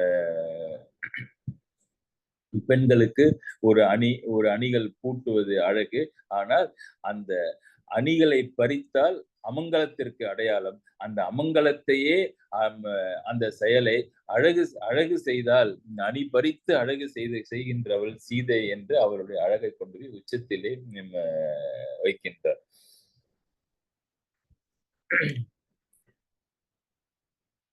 இவையெல்லாம் இந்த அணிகலன்கள் எல்லாம் அழகு பெற்றனவே என்றால் அது என்னன்னா, இப்ப சந்திரன் இருக்கின்றது. சந்திரனுடைய நடுவிலே ஒரு மாசு இருக்கின்றது. ஆனால் அந்த சந்திரனுடைய ஒளியிலே அது சந்திரனுக்கும் ஒளியை கூட்டி தனக்கு அந்த அந்த அழகை கூட்டிக் கொள்கின்ற மாதிரி, மதியை சார்ந்த அந்த மாண்பு பெறுதல் மாதிரி இந்த அணிகலன்கள் சீதையை சார்ந்ததுனால அவைகள் மாண்பு பெற்றன என்பது அந்த அந்த அந்த கருத்து. இப்பொழுது கம்பன் ஒரு அளவுக்கு அந்த சீதையை பார்த்தவர்கள் மூலம் நமக்கு ஒரு படம் பிடித்து காட்டிவிட்டார். அடுத்து நடக்க இருக்கின்றது, சீதை குனிந்து ராமனை பார்க்க வேண்டும். ராமன் அண்ணாந்து பால்கனியில் இருக்கின்ற சீதையை பார்க்க வேண்டும். அந்த பாடலை அடுத்த வாரத்துடன் ஆரம்பிக்கின்றோம். அந்த பாடல் எல்லாருக்கும் தெரிந்த பாடல் தான். எண்ணறு நலத்தினால் இணையல் நின்றொழி கண்ணொடு கண் இணை கவ்வி ஒன்றை ஒன்று உண்ணவும் நிலைபெறாது உணர்வும் ஒன்றிட அண்ணலும் நோக்கினான் அவளும் நோக்கினாள். 2 பேரும் இப்ப நோக்க போறாங்க. இது வரைக்கும் நோக்கல. நம்ம தான் சீதையை நோக்கி இருக்கின்றோம், ராமனை நோக்கினோம். இவ்விருவர்களும் எப்படி தங்களை நோக்கினார்கள் என்பதை வருகின்ற ஞாயிற்றுக்கிழமை நாம் அதை நோக்குவோம் என்று சொல்லி, இத்துடன் இந்த சிந்தனையை பூர்த்தி செய்து, கண்ணதாசனுக்கும் கம்பனுக்கும் இருக்கின்ற அந்த கனெக்ஷன், அந்த ஒற்றுமையை இப்பொழுது நமது டாக்டர் ஐயா அவர்களுடைய துணையுடன் சிந்திக்கலாம். இன்று நாங்கள் எடுத்துக்கொண்டிருக்கின்ற என்ற செய்யுள்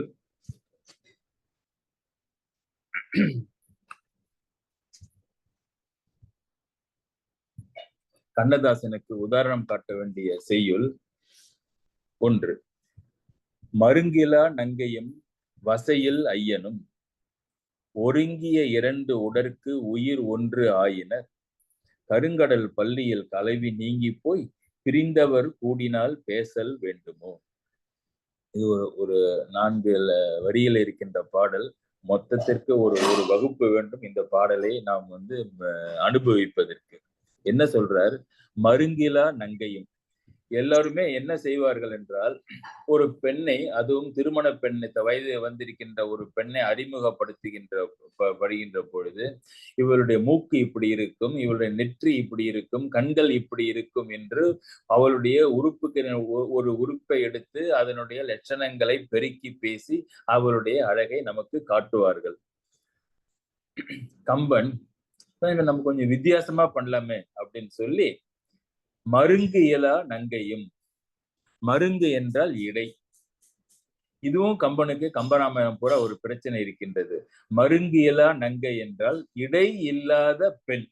இது எப்படி இடை இல்லாமல் ஒரு பெண் இருக்கும்? அது ரொம்ப உயர்வு நவிர்ச்சி அணியாக இருந்தால் இது பொய் மாதிரி தெரிகின்றது.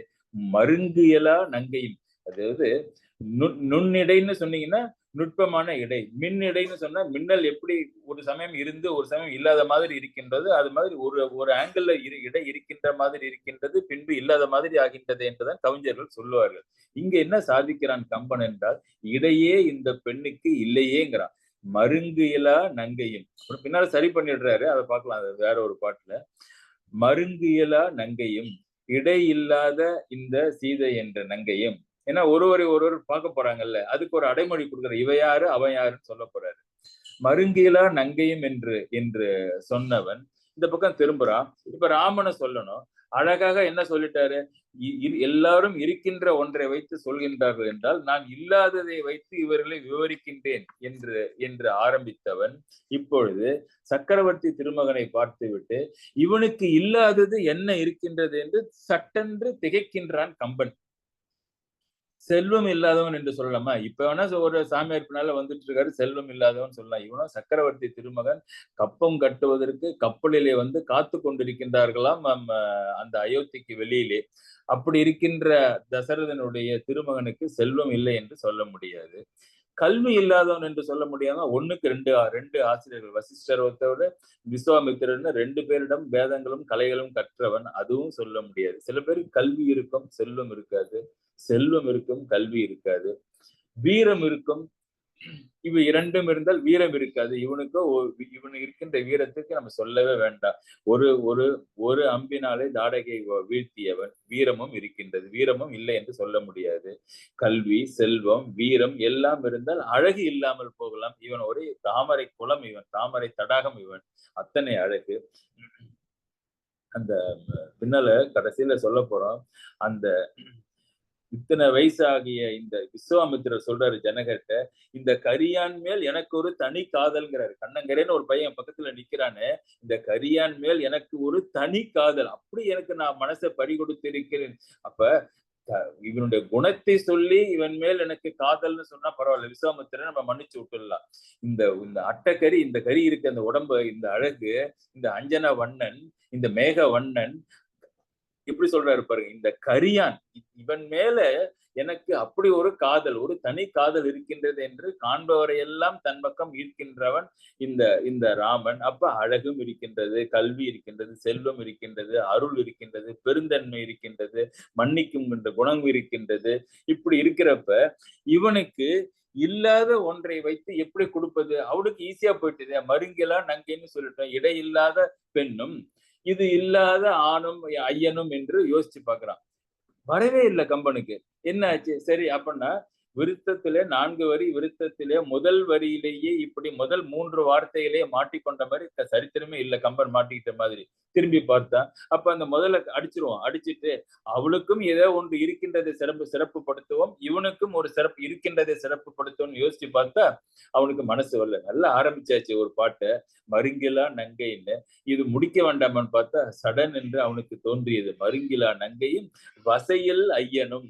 வசையில் ஐயனும்னா இவனுக்கு ஒன்னே ஒண்ணுதான் இல்லைன்னா, வசைன்னா இசைனா புகழ், வசைனா கெட்டது, இழிவு. இழிவு, இவனை பற்றி குறை சொல்கின்ற இழிவு ஏதும் இல்லாத ஐயனும். மருங்கிலா நங்கையும் வசையில் ஐயனும் ஒருங்கிய 2 உடற்கு உயிர் ஒன்று ஆயினர். கீழேந்து அவன் பார்க்கிறான், மேலிருந்து அவ பார்க்கிறா. பார்த்த உடனேயே 2 பேருடைய உயிரும் மாறி சென்று உடல் 2ஆகவும் உயிர் 1ஆகவும் ஆயின. இந்த பாட்டு நாளைக்கு நம்ம அடுத்த வாரத்துல பார்ப்போம் பொருளை. ஒருங்கிய 2 உடற்கு உயிர் 1 ஆயினர். கருங்கடல் பள்ளியில் கலவி நீங்கி போய் பிரிந்தவர் கூடினால் பேசல் வேண்டுமோ.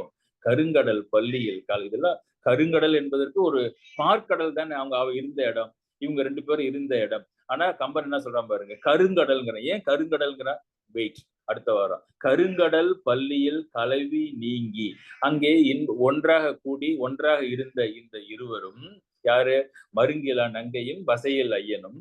கருங்கடல் பள்ளியில் கலவி நீங்கி, அங்கிருந்து நீங்கி போய், நீங்கினாலே போதும், அங்க ஒரு போயின்னு வேற போடுறாருல, அதுவும் அடுத்த வாரத்துக்கு. நீங்கி போய் பிரிந்தவர் கூடினால், இப்ப முன்பே கணவன் மனைவியாக இருந்து பிரிந்த இந்த இருவரும், அந்த இடத்திலிருந்து பிரிந்த இருவரும் இங்கே மிதிலையிலே, தெருவிலே, பால்கனியிலே, மேலே அவள் நிற்க, கீழே தெருவிலே இவன் நிற்க, இப்பொழுது இருவருடைய உயிர்களும் ஒன்று கூடினால் பேசல். ஒரு வார்த்தை பேசலையே, கண்ணால பார்த்தாங்க. ஏன் அது ஒரு பெரிய குறை இல்லையே? பேச வேண்டாமா காதலர்கள் சந்திச்சு அப்படின்னு சொன்னா, இல்ல வேண்டியது இல்லையேன்னா கம்பன். ஏன்னா பேசல் வேண்டுமோ, பிரிந்தவர் கூடினால் பேசல் வேண்டுமோ என்ற அந்த அந்த ஜஸ்ட் இமேஜின். கீழே ராமன், மேலே சீதை, கண்ணால் பார்க்கின்றார்கள். முன்பே இருந்தவர்கள் மருங்கிலா நங்கையும் வசையில் ஐயனும் பார்த்தவுடன் காதல் கொள்கின்றனர். உயிர் மாறுகின்றது, உயிர் ஒன்றாகின்றது, உடல் 2ஆகி நிற்க. ஆனால் பிரிந்தவர்கள் கூடினால் பேசல் வேண்டுமோ, பேச வேண்டிய அவசியமே இவங்களுக்கு கிடையாது என்று கம்பன் ஒரு கவி சித்திரத்தை அங்கே வரைகின்றான் அந்த தெருவிலே. இதை படித்தான் கண்ணதாசன், அனுபவித்தான். அவன் அனுபவித்ததை நாம் அனுபவிக்க வேண்டுமே, என்ன சொல்கின்றான் என்பதை நமது டாக்டர் ஐயா அவர்கள் நமக்கு இப்பொழுது பாடி காட்டுவார்கள். நன்றி சார். திருமாலும் மகாலட்சுமியும் பிரிந்தவர்கள் திரும்பவும் இங்கு ஐயா கூறியது போல் கூடி பிரிந்தவர் கூடினால் பேசலும் வேண்டுமோ என்ற இந்த ஒரு கருத்தை நமது கண்ணதாசன் அவர்கள் பாலும் பழமும் என்ற ஒரு பழைய படம் 1961 வந்தது. It was directed by Bhim Singh. இது எல்லாருக்கும் தெரியும். அதுல வந்து சிவாஜியும் சரோஜா தேவியும் நல்லா நடிச்சிருப்பாங்க. முதல்ல அவங்க 2 பேருமே, Sivaji is a doctor and Saroja Devi comes as a nurse. இவங்க 2 பேரும், Saroja Devi is trying to help Sivaji in his research in the doctor to find out a new medication.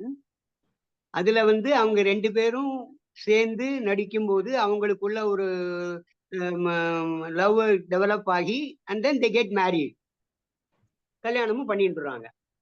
But துரதிர்ஷ்டவசமாக அந்த படத்தில் திருப்பி இருவரும் பிரியும்படியான ஒரு சூழ்நிலை வந்து விடுகிறது. பட் ஆனால் திரும்பவும் she comes to know that Shivaji is continuing his doctor service and she comes to know where he is. So அதே சமயத்துல பிரிந்தவர் கூடின மாதிரி இவன் நினைக்கிறத வந்து கண்ணதாசன் இந்த பாடலை அந்த இடத்தில் கொண்டு வந்து வைத்து அதற்கு நமக்கு சொல்லுகிறார். He is happy and sings this song. என்ன சாங் என்பதை நான் பாடி விடுகிறேன். ஆனால் எல்லா வரிகளிலேயும் கம்பன் வரிகள் வராது. ஆனால் அந்த வரிகளை மட்டும் எடுத்து பாடவும் முடியாது. அதனால் நான் பாட்டை பாடி விடுகிறேன். தாவி வரும் மேகமே என் தாய் நாடு செல்வாயோ, ஊர் உலகம் போற்றுகின்ற உத்தமரை காண்பாயோ, இன்று மணமுடித்த ஏந்திழை போல் நானும் இங்கே சொந்தம் கொண்டாடுவதை சொல்லிவிட மாட்டாயோ.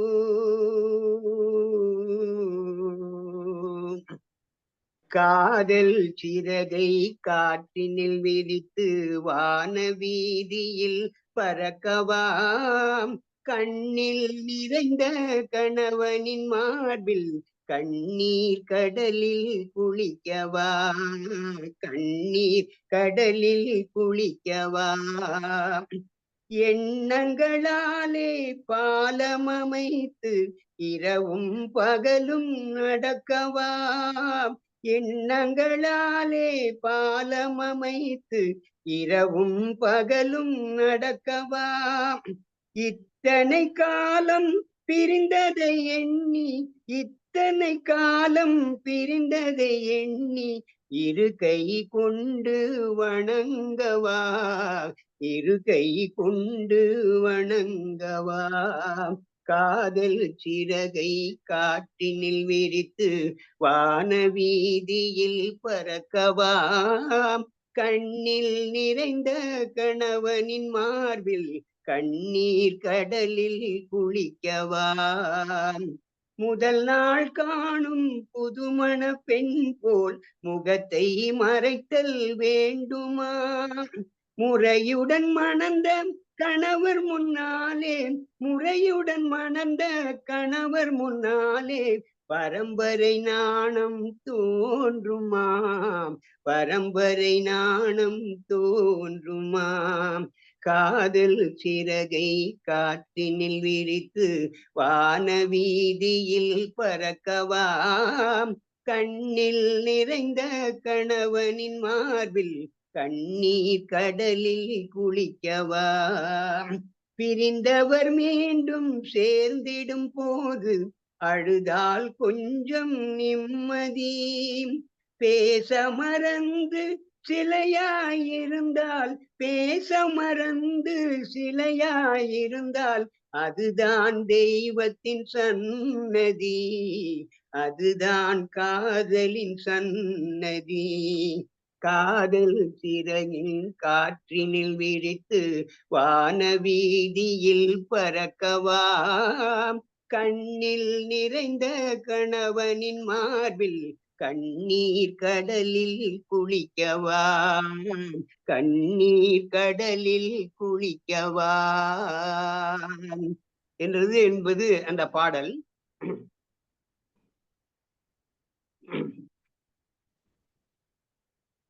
இதில் சரோஜாதேவி சிவாஜியை பார்க்கவில்லை. சரோஜா தேவி சிவாஜியை இருக்கிறான் என்று தெரிந்த உடனேயே அந்த அவரை பார்த்த ஒரு சந்தோஷத்தில் பாடுகின்ற பாடலாக கண்ணதாசன் இந்த கம்பனுடைய பாடலிலிருந்து எடுத்து எழுதியிருக்கிறார்.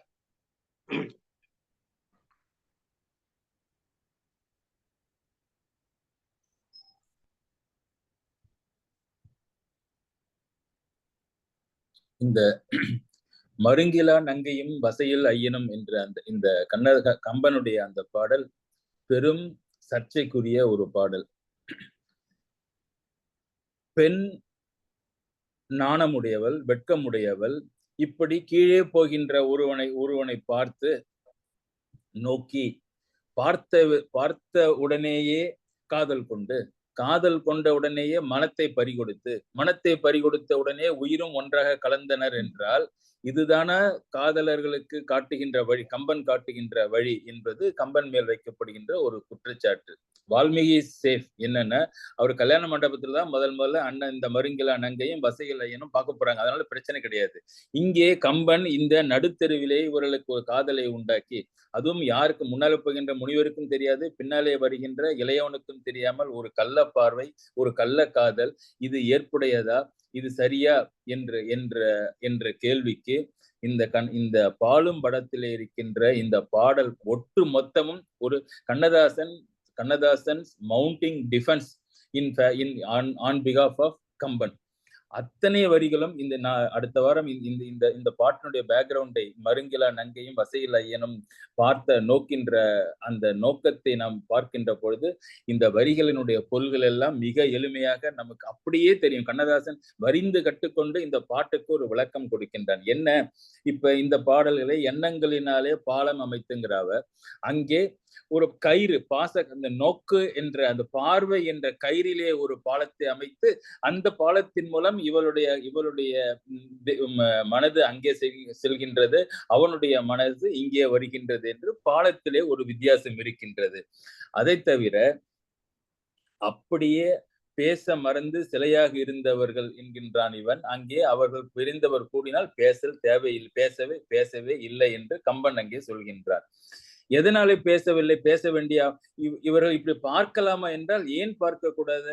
புதுமண பெண் இல்லையே இவர்கள், முறையுடன் மணந்த கணவர் முன்னாலே பரம்பரை நாணம் தோன்றாதில்லவா? முறையுடன் மணந்தவர்கள் தானே இந்த பெருமாள் மகாலட்சுமியை பார்க்கடலே, அதனாலே நாணம் எதுவும் இவர்களுக்கு தேவையில்லை என்ற காரணத்தினால்தான் Kamban takes a liberty of making them see each other in the road and in the balcony.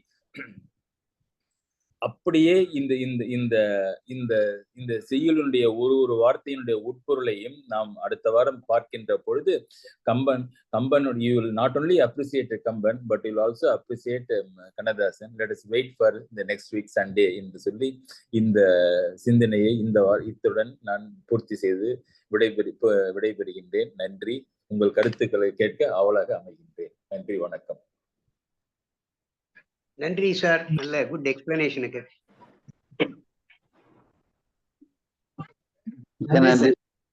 நன்றி சார். Hello hello. நல்லா இருந்தது.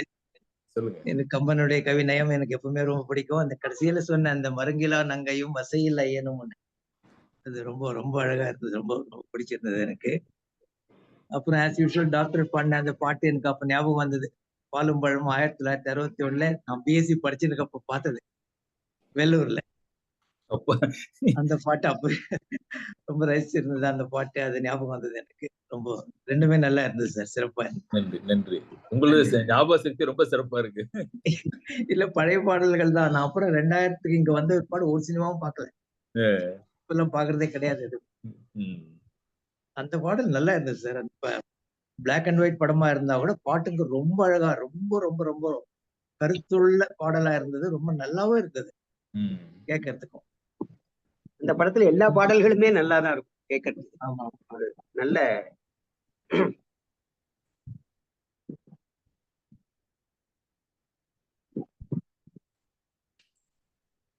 இந்த மருங்கிலா நங்கையும் சொல்றது கூட இடையில்லாத சீதைன்றதுக்கு இப்போ சொல்லுவாங்க. யாராவது ஒருத்தர் கடவுள் இருக்காரா இல்லையா அப்படின்னு கேட்டா ஒரு சில பேர் கடவுள் இருக்காரும்பாங்க, ஒரு சில பேர் கடவுள் இல்லைன்னுவாங்க. ம், ஆனா கடவுள் இல்லைன்னு சொல்ல முடியுமா? கடவுள் இருக்காரு. அத மாதிரி ம். மருங்கிலா நங்கையா இருக்க முடியாது. நங்கையா இருந்தா இடுப்பு இருக்கணும். இருக்கணும். There should be there. அத ம், மாதிரி ம், கடவுள் இருக்காரு. ம், ஆனா கடவுள் இல்லை. ம். அது மாதிரிதான். அத மாதிரி தான் இது. மருங்கிலா நங்கை. ரொம்ப சிறப்பான கற்பனை தான் அது. கற்பனை அது.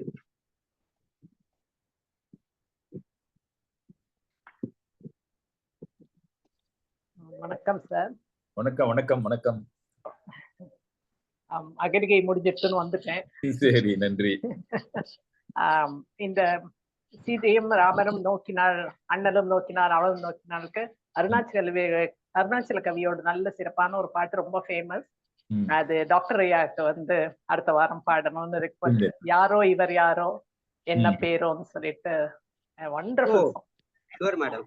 ஆமா, பைரவியில அந்த சாங் நெக்ஸ்ட் வீக் உங்களுக்கு அதுதான் அது. ஏன்னா அதே தான் கண்டினியூ ஆகிறது சொன்னேன். ஆமா, ஆமா. Yes madam. Thank you madam. Thank you very much. Wonderful song that explains everything. இந்த இதுல வரதெல்லாம் அதுல அழகா வந்து ரொம்ப அழகா அருணாச்சல கவியோடத்துல இருக்கும். ஓ. எம்.எஸ். சுப்புலட்சுமி பாடி ரொம்ப ரொம்ப பாப்புலர் சாங் அது, பைரவினா. நல்லா இருக்கும். அந்த வரி படிச்ச உடனே அந்த டக்குன்னு அந்த இதுதான் வந்தது.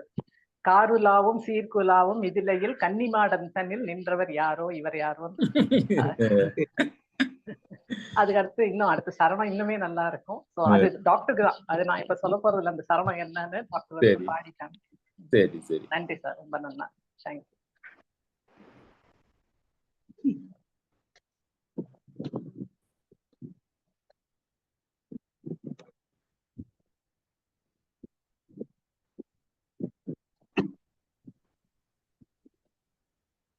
Thank you, Madam Chandra, because every week I used to think அடுத்த வாரம் என்ன பாடலாம் அப்படின்னுட்டு. அதுக்கு ஒரு இது எடுத்து கொடுத்துட்டீங்க இப்போ. நன்றி நன்றி. இதுக்கெல்லாம் நீங்க பாடுறதுனால அந்த கொஞ்சம் அப்படியே அதுல எல்லாம் போகும். இந்த வாரம் என்ன பாட்டு இருக்குங்கிற ஒரு கியூரியாசிட்டில இன்னைக்கு இந்த அந்த இது அவர் படிச்ச உடனே சார் படிச்ச உடனே இந்த காருலாவும் சீர்குலாவும் தான் வந்து ஞாபகம் வந்துச்சு. கன்னிமாடம் தன்னில் நின்றவர் யாரோ இவர் யாரோ. அது வந்து அனுபல்லவி. சரணம் வந்து ஃபுல்லா அடுத்த இது ஆல்மோஸ்ட் இந்த இதோட அத்தனை இதுவும் வந்து அதுல யூஸ் பண்ணிருப்பாரு அருணாச்சல கவி. பல்லவி வந்து யாரோ இவர் யாரோ. யாரோ இவர் யாரோ. ஓகே. நன்றி. ஹலோ, வணக்கம் செல்வம். வணக்கம், வணக்கம். சாரு பாட்டு ஆரம்பிச்ச போதே அது அருமையா இருந்தது. அந்த அனுமார பத்திய பாட்டு. ஆமா, முழு ராமாயணத்தை சொல்லிட்டாரு அந்த இதுல. ஆமா, சிறப்பு. Very good selection. அதுக்கப்புறம் உங்களதும் வந்து அந்த கவி சித்திரம்ன்றது உங்களது ஒலி சித்திரமா எங்களுக்கு காதுல கேக்குது. அவ்வளோ ஒரு அழகா அந்த என்ன சொல்றது, ஒரு சொல்லோவியமா நீங்க சொல்லிட்டீங்க. அதெல்லாம் ஒரு இவ்வளவு தூரம் எங்களுக்கு இந்த பாடல்கள்லாம் எப்போ நம்ம படிச்சது காலேஜ் ஸ்கூல் டேஸ்ல மனப்பாட பகுதியெல்லாம் வரும் கம்பரம். அந்த பாடல்கள்லாம் நீங்க அப்படியே இப்ப நினைவுபடுத்தி அதுக்கு இவ்வளவு தூரம் அருமையா பொருள் சொல்லும் போது இன்னும் ரொம்ப நல்லா இருக்கு. செஞ்சொல் கவி இன்பம்ங்கிறாரு. ஆமா, அதுல ஒரே ஒரு சந்தேகம் சார் பாடுனதுல வந்து அது அந்த பாட்டு இப்போ வந்துதான் சார். அந்த பாட்டு அனுமார் பத்திய பாட்டு அதுல ஒரு ஒரு ஒரு பதம் வந்து ஜானகி கேட்டைன்னு வருது. அது என்ன சார் அர்த்தம்? அது எனக்கு புரியல. கேட்டு அப்படிதான் எழுதி கேட்டை தாண்டினால்னு தான் எழுதியிருக்காரு. அது எப்படிங்க சார் அந்த காலத்துல கேட்டைன்றது என்ன வார்த்தை? அது தமிழா இல்ல? அது இப்ப ரீசெண்டா எழுதுனதுனால அது அப்படியே ஒரு அந்த இந்த பாட்டோட பொருத்தம் நல்லா வரணும்ன்றதுக்காக அப்படி எழுதிட்டாங்க. ஆமா, அப்படிதான் இருக்கும்னு நினைக்கிறேன். அதனால வந்திருக்கோம். அது கொஞ்சம் வித்தியாசமா இருக்கு. அது திடீர்னு அந்த வார்த்தையை கேட்கும் போது என்னப்பா, ஆனா அது அர்த்தம் புரியுது. ஆனா அது சொல் வந்து இப்போ ஒரு புதுசா வர்ற தானே. கோட்டை தாண்டினால் சீதை கேட்டை தாண்டினால்னு போட்டிருக்காரு. அந்த கோட்டை கேட்டைன்னு வரணும்ன்றதுக்காக அந்த கேட்டை போட்டாருன்னு நினைக்கிறேன். ஆமா, ஆனா அது வந்து ஒரு அது பாவம் என்ன சொல்ற பாவம் எல்லாம் நல்லா இருக்கு. அந்த கேட்கும் போதே நமக்கு அது நீங்க பாடுற விதம் அது ஒரு இமோஷனலா ஒரு கனெக்ட் ஆகுது. ஆனா இந்த சொல் மட்டும் ஏதோ எனக்கு டக்குன்னு தோணுச்சு, அதான் உங்ககிட்ட சந்தேகம் கேட்கலாம். Correct sir. அது இப்ப ரீசெண்டா போட்ட பாட்டு இது. இது வந்து அவங்க வந்து அந்த மாதிரி வரணுங்கிறதுக்காக எழுதிட்டாங்க. ஆனா அர்த்தம் கரெக்டா தான் இருக்கு. அப்படி தோணுது. ரொம்ப ரொம்ப நன்றி சார். பாட்டு நீங்க அதே மாதிரி அந்த காலத்து இலக்கியங்களிலேயே அந்த மாதிரி ஒரு லிபர்ட்டி எடுத்துக்குவாங்க. இப்ப என்ன வலிந்தன் இருக்குன்னு வச்சுங்களேன், இலக்கணத்துக்கோசரம் வந்து வலித்தன்னு போடுவாங்க. மெலிந்த அப்படிங்கறது மெலித்த, அந்த அந்த இடையினம் வல்லினம் அதெல்லாம் கொஞ்சம் வந்து இலக்கணம் இல்லாம மாத்திக்குவாங்க. என்னன்னா அது வந்து அந்த பாட்டினுடைய இலக்கணத்துக்கு ஏத்த மாதிரி அந்த வார்த்தையினுடைய இதை மாத்திக்குவாங்க. நம்ம வந்து படிக்கிற பொருள் வந்து வேற மாதிரி எடுத்துக்கணும். அது இருக்கு. அதே ரூல்ல இப்ப இருக்கிற பண்ணிட்டாரு என்னன்னு தெரியல. ஆமா, அதே மாதிரி பாலும் பழம் பாட்டு கூட சார் வந்து நீங்க சொன்னது இன்னும் ரொம்ப ஒரு சில சொற்றொடர்கள் தான் கனெக்ட் ஆகுதுன்னு இல்லை, அது ஃபுல்லாவே கனெக்ட் ஆகுது. நீங்க பாடும்போது நீங்க பொருள் சொல்லும் போதுதான் தெரியுது கரெக்டாக அது வந்து ரெண்டும் ஒன்னோட ஒண்ணு கனெக்ட் ஆகுது. சார் வந்து எல்லாமே அவ்வளவு ஹை பிட்ச்ல நல்லா பாடுறாங்க. அது வந்து அது பெரிய காதல் சிறகை காற்றினில் வெடித்த வந்தப்ப உண்மையிலேயே வெரி டச்சிங் அந்த சார் பாடினது. ஆமா, ஆக்சுவலா பி சுஷீலா அது. ஆமா சார், பி சுஷீலா. ஆமா, அந்த அந்த ஹை பிச்சுக்கு நம்மளால போக முடியாது. ஆனாலும் நான் போனீங்க சார், நல்லாதான் இருந்துச்சு. ஒண்ணும் வந்து அது இதான் ஆகல. அது வந்து என்ன சொல்றது எனக்கு தெரியல, எனக்கு அவ்வளவு சங்கீத ஞானம் இல்ல, பிசிறு தட்டல அதுக்கு சொல்ல வந்து. ஆமா, நல்லா இருந்தது. நன்றி சார், ரொம்ப நன்றி. நன்றி. தேங்க்யூ குமார். Yes sir. நீங்களாம் வந்து பார்ட்டிசிபேட் பண்றது இந்த நிகழ்ச்சியை வந்து நல்ல மேன்மைப்படுத்துகிறது. ரொம்ப ரொம்ப நாங்க தான் உங்களுக்கு நன்றி சொல்லணும். தேங்க்ஸ். ஏன்னா ஆக்சுவலா அந்த பாட்டுல ஒவ்வொரு வரியுமே 2 தடவை ரிப்பீட் பண்றாங்க. பட் அது ரொம்ப லாங் ஆயிடுமேன்ட்டு தான் நான் ஒரு தடவை பிடிச்சிட்டு. ஆமா கரெக்ட் சார். எவ்ரி டைம் முதல் நாள் காணும் புதுமணம் பெண்பால் அதெல்லாம் 2 தடவை ரிப்பீட் பண்றாங்க அந்த பாட்டுல. But that will go on for a long time அப்படிங்கிறதுக்காக தான் நான் ஒரு தடவை முடிச்சிட்டேன் பாடி. ஆமாங்க sir. Okay sir. Thank you sir. Thank you sir. Thank you. நீங்க கேட்டதுக்கு இது மாதிரி இப்போ குமார் சார், இந்த பாட்டு ஆரம்பிக்கும் போது ராமர் கதை எழுதும் போது கோவில் மண்டபத்தில் ஆவலோடு ஹனுமன் வந்தான் பக்தர் கூட்டத்தில் வந்துருது.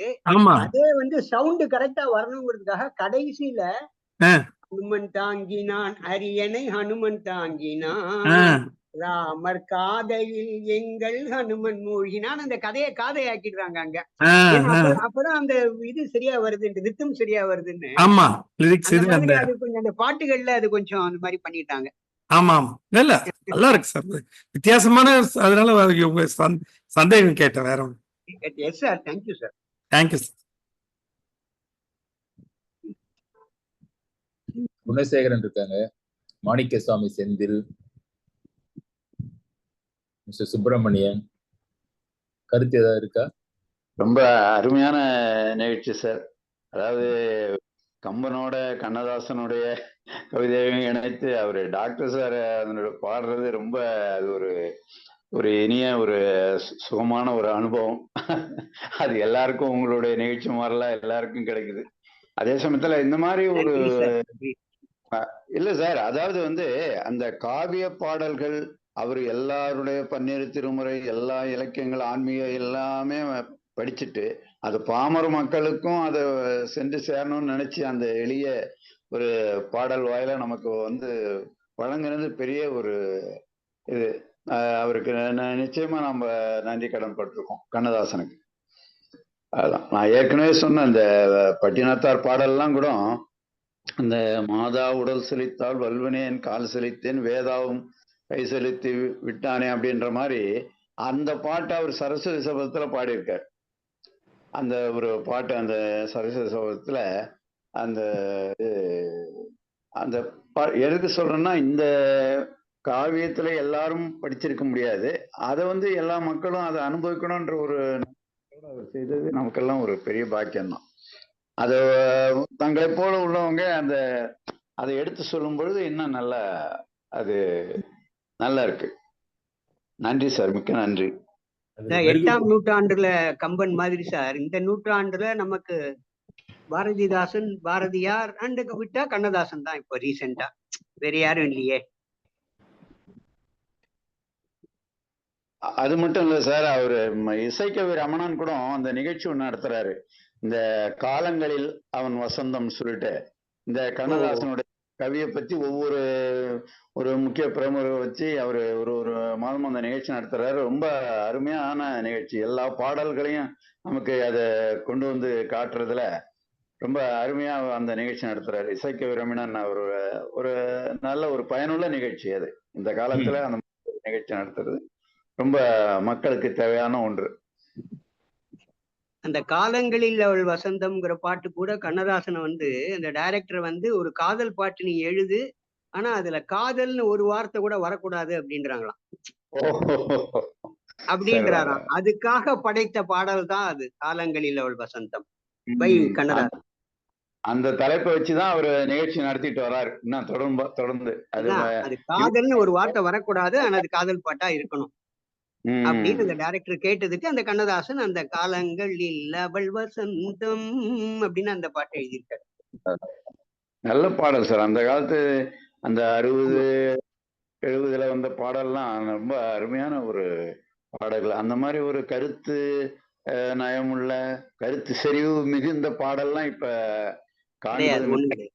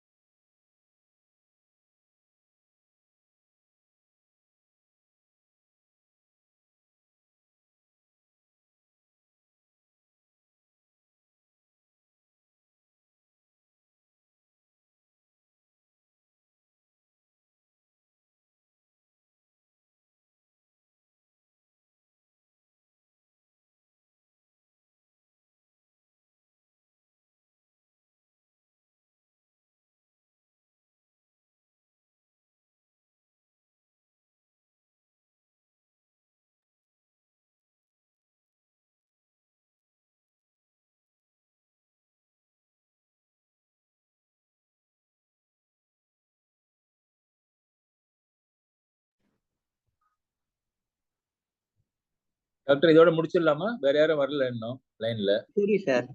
Okay okay. இல்ல அந்த ஊர் உறங்குது பொழுதும் உறங்குதுன்னு ஒரு பாட்டு வருமே கண்ணதாசன் எழுதுனது. ஆமா. அது கூட இந்த பாலகாண்டத்துல வருதா? நான் பாக்குறேன், வருதுன்னு தான் நினைக்கிறேன் நான். அது இவங்க 2 பேரும் எல்லாம் வில்லெல்லாம் முடிச்சதுக்கு அப்புறம் அடுத்த நாள் கல்யாணம் ஆகும் போது சீதை ராத்திரி பூரா உறங்காமலே தானே படுத்துட்டு இருக்கா. ஆமா. அதே மாதிரி ராமனுடைய மனசு ராமனையே கேட்காம மனசை விட்டு போயிடுது இல்ல. ஆமா. திருமணத்துக்கு முதல்ல Raman mind without his permission it goes to Sita. சரி. மனசே என்ன கேட்க மாட்டேங்குதுங்கிற மாதிரி கம்மன் எழுதி இருக்கிற மாதிரி சொல்றாங்க. இருக்கு நான் பாத்து மனசே என்ன கேட்க மாட்டேங்குது அப்படின்ட்டு. நான் பாக்குறேன், அதையும் பாத்துறோம் என்னன்ட்டு. அதான் இருக்கான்னு தெரியல. Okay okay.